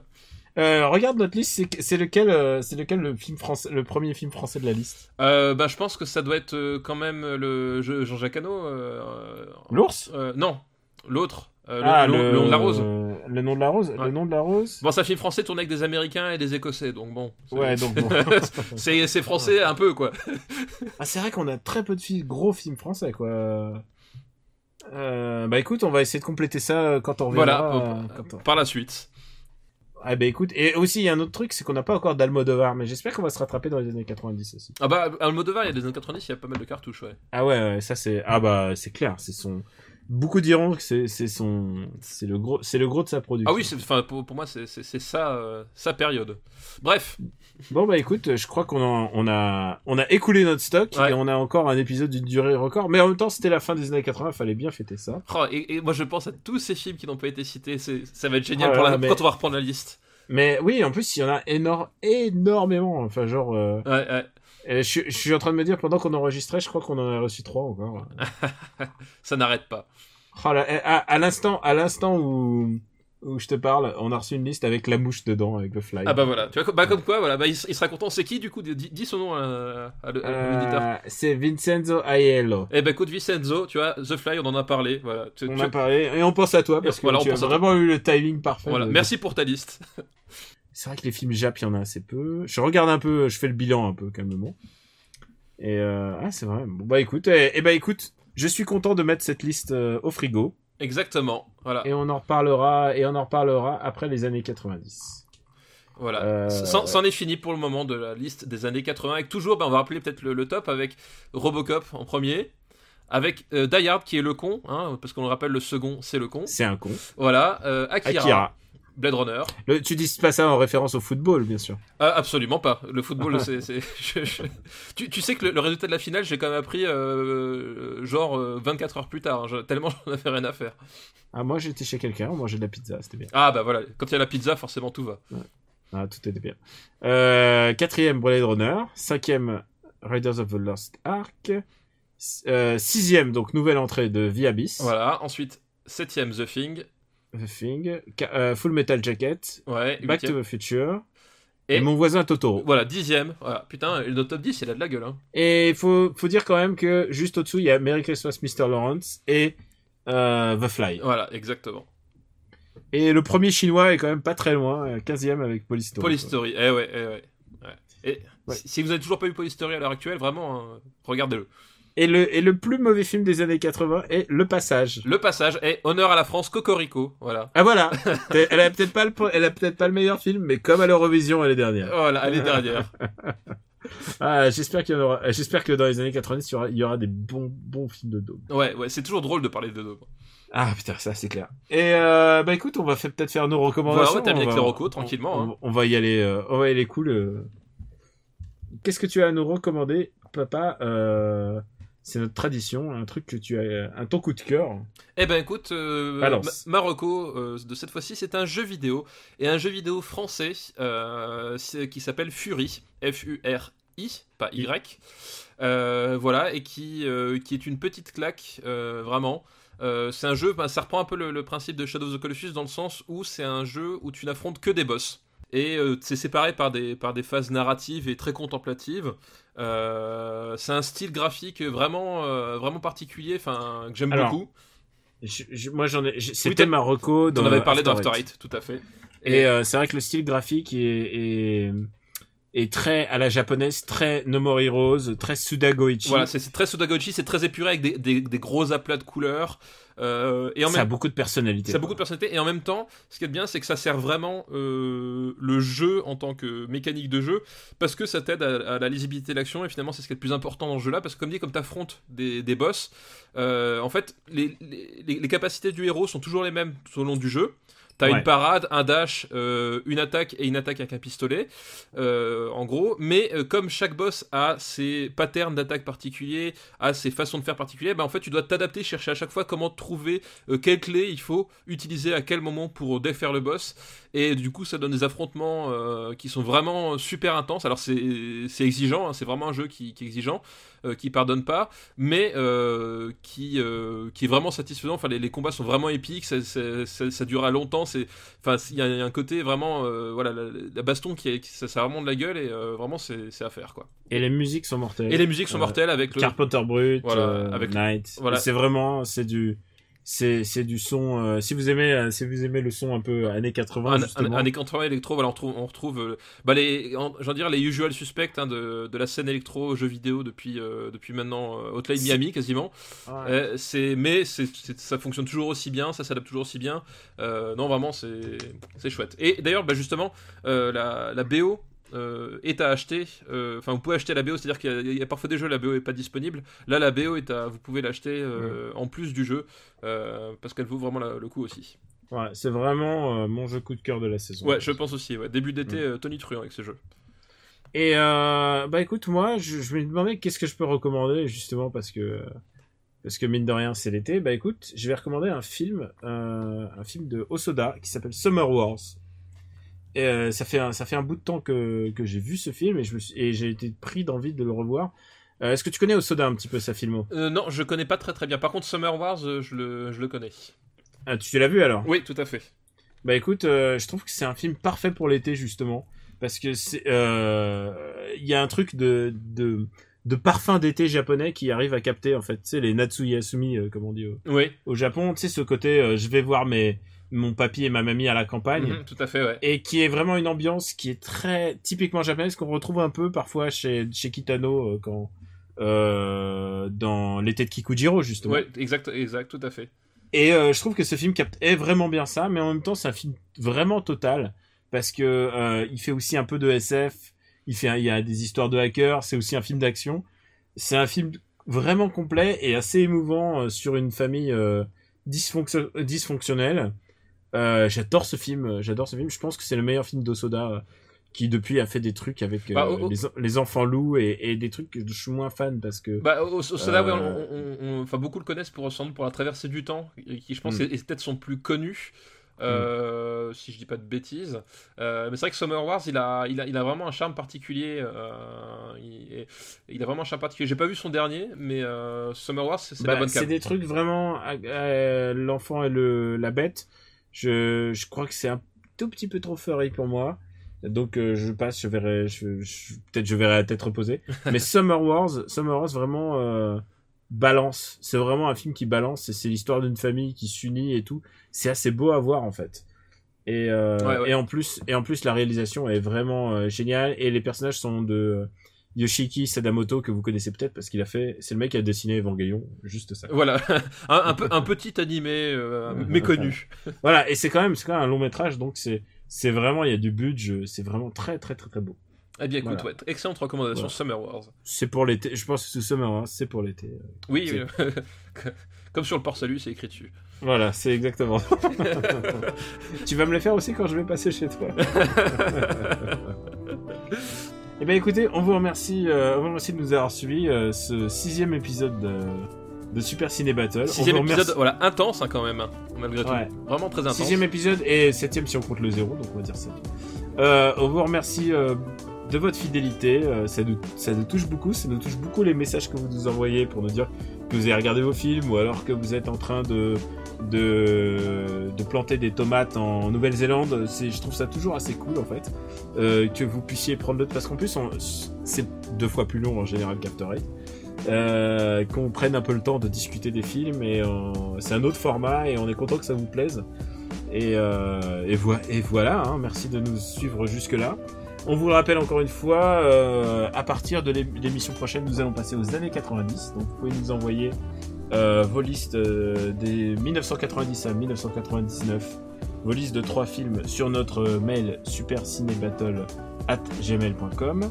Nous sommes disponibles sur le site supercinébattle.fr. C'est là où vous trouvez d'ailleurs la master list mise à jour. Vous pouvez aussi nous retrouver sur YouTube, SoundCloud et aussi sur iTunes, parce que c'est le gros de nos auditeurs, c'est iTunes. D'ailleurs, merci aussi pour les retours iTunes. Enfin, je regarde de temps en temps, puis il y a beaucoup de petites étoiles positives et tout, donc c'est cool. Ça a l'air de vous plaire. Et en plus, tu sais que ça nous aide à être featured. J'ai vu qu'on était featured dans les nouveautés. Ah bah voilà. Donc merci à tous. Hein, c'est grâce à vous que ça fonctionne. Ouais. C'est cool. Oui, vraiment. C'est littéralement, c'est nous on l'a fait, mais c'est votre émission. Voilà. Et Stéphane, c'est ta minute promo. Où peut-on te retrouver ? Eh ben, on peut me retrouver comme d'habitude Gamecult, chez Third Edition. On peut me retrouver aussi sur Sens Critique, et puis parfois dans After Eight, hein, je reparle du Growlcast que j'ai fait avec l'ami Quix, où pendant 2 heures on discute. C'est le numéro 13. Voilà, numéro 13, où on parle pendant 2 heures de Dave Grohl, leader des Foo Fighters, batteur de Nirvana et plein d'autres choses justement, et c'était tout l'intérêt du podcast, donc ça avait l'air de pas mal plaire même aux gens qui n'aiment pas Dave Grohl, donc jetez-y une oreille. Ouais, c'est exactement ça. Et bah écoute, moi c'est toujours afterite.fr, l'autre podcast avec de la haine, de la mauvaise foi, mais aussi de la passion. Ah mais pour moi les deux ne vont pas l'un sans l'autre. Ouais, c'est 2 facettes d'une même pièce. Et puis aussi sur Gamecult et sur différents autres médias. Sur Twitter c'est Camille Robotics, et pareil sur Instagram, Snapchat où je critique les films français. Et d'ailleurs il m'est arrivé une mésaventure aujourd'hui, je devais aller voir un film et je me suis trompé de salle. Je suis allé dans le quartier latin et je suis trompé de salle, et je me suis dit c'est un signe. Je devais aller voir la rom-com avec Guillaume Canet et Charlotte Lebon qui se transforme en pingouin. Et tu vends tellement du rêve. Je me suis dit, écoute, c'est un signe du destin. Je vais pas le voir, sans doute je vais la voir un jour dans l'avion. C'est pas grave. Tu sais, des jours, tu sais, à un moment, je me dis c'est la fatalité. Voilà, je vais retourner jouer à Pokémon Go. Voilà, ça ne sert à rien de lutter contre son destin. Voilà, exactement. Merci encore de nous suivre. On vous dit à bientôt très bientôt pour le prochain épisode. Tout à fait. Il n'y a pas de pause estivale d'ailleurs. Les épisodes continuent pendant tout l'été. Ouais, parce que nos souhaits, on est là. Voilà. Exactement. Merci encore de nous suivre et à bientôt. Merci, à bientôt tout le monde. Ciao.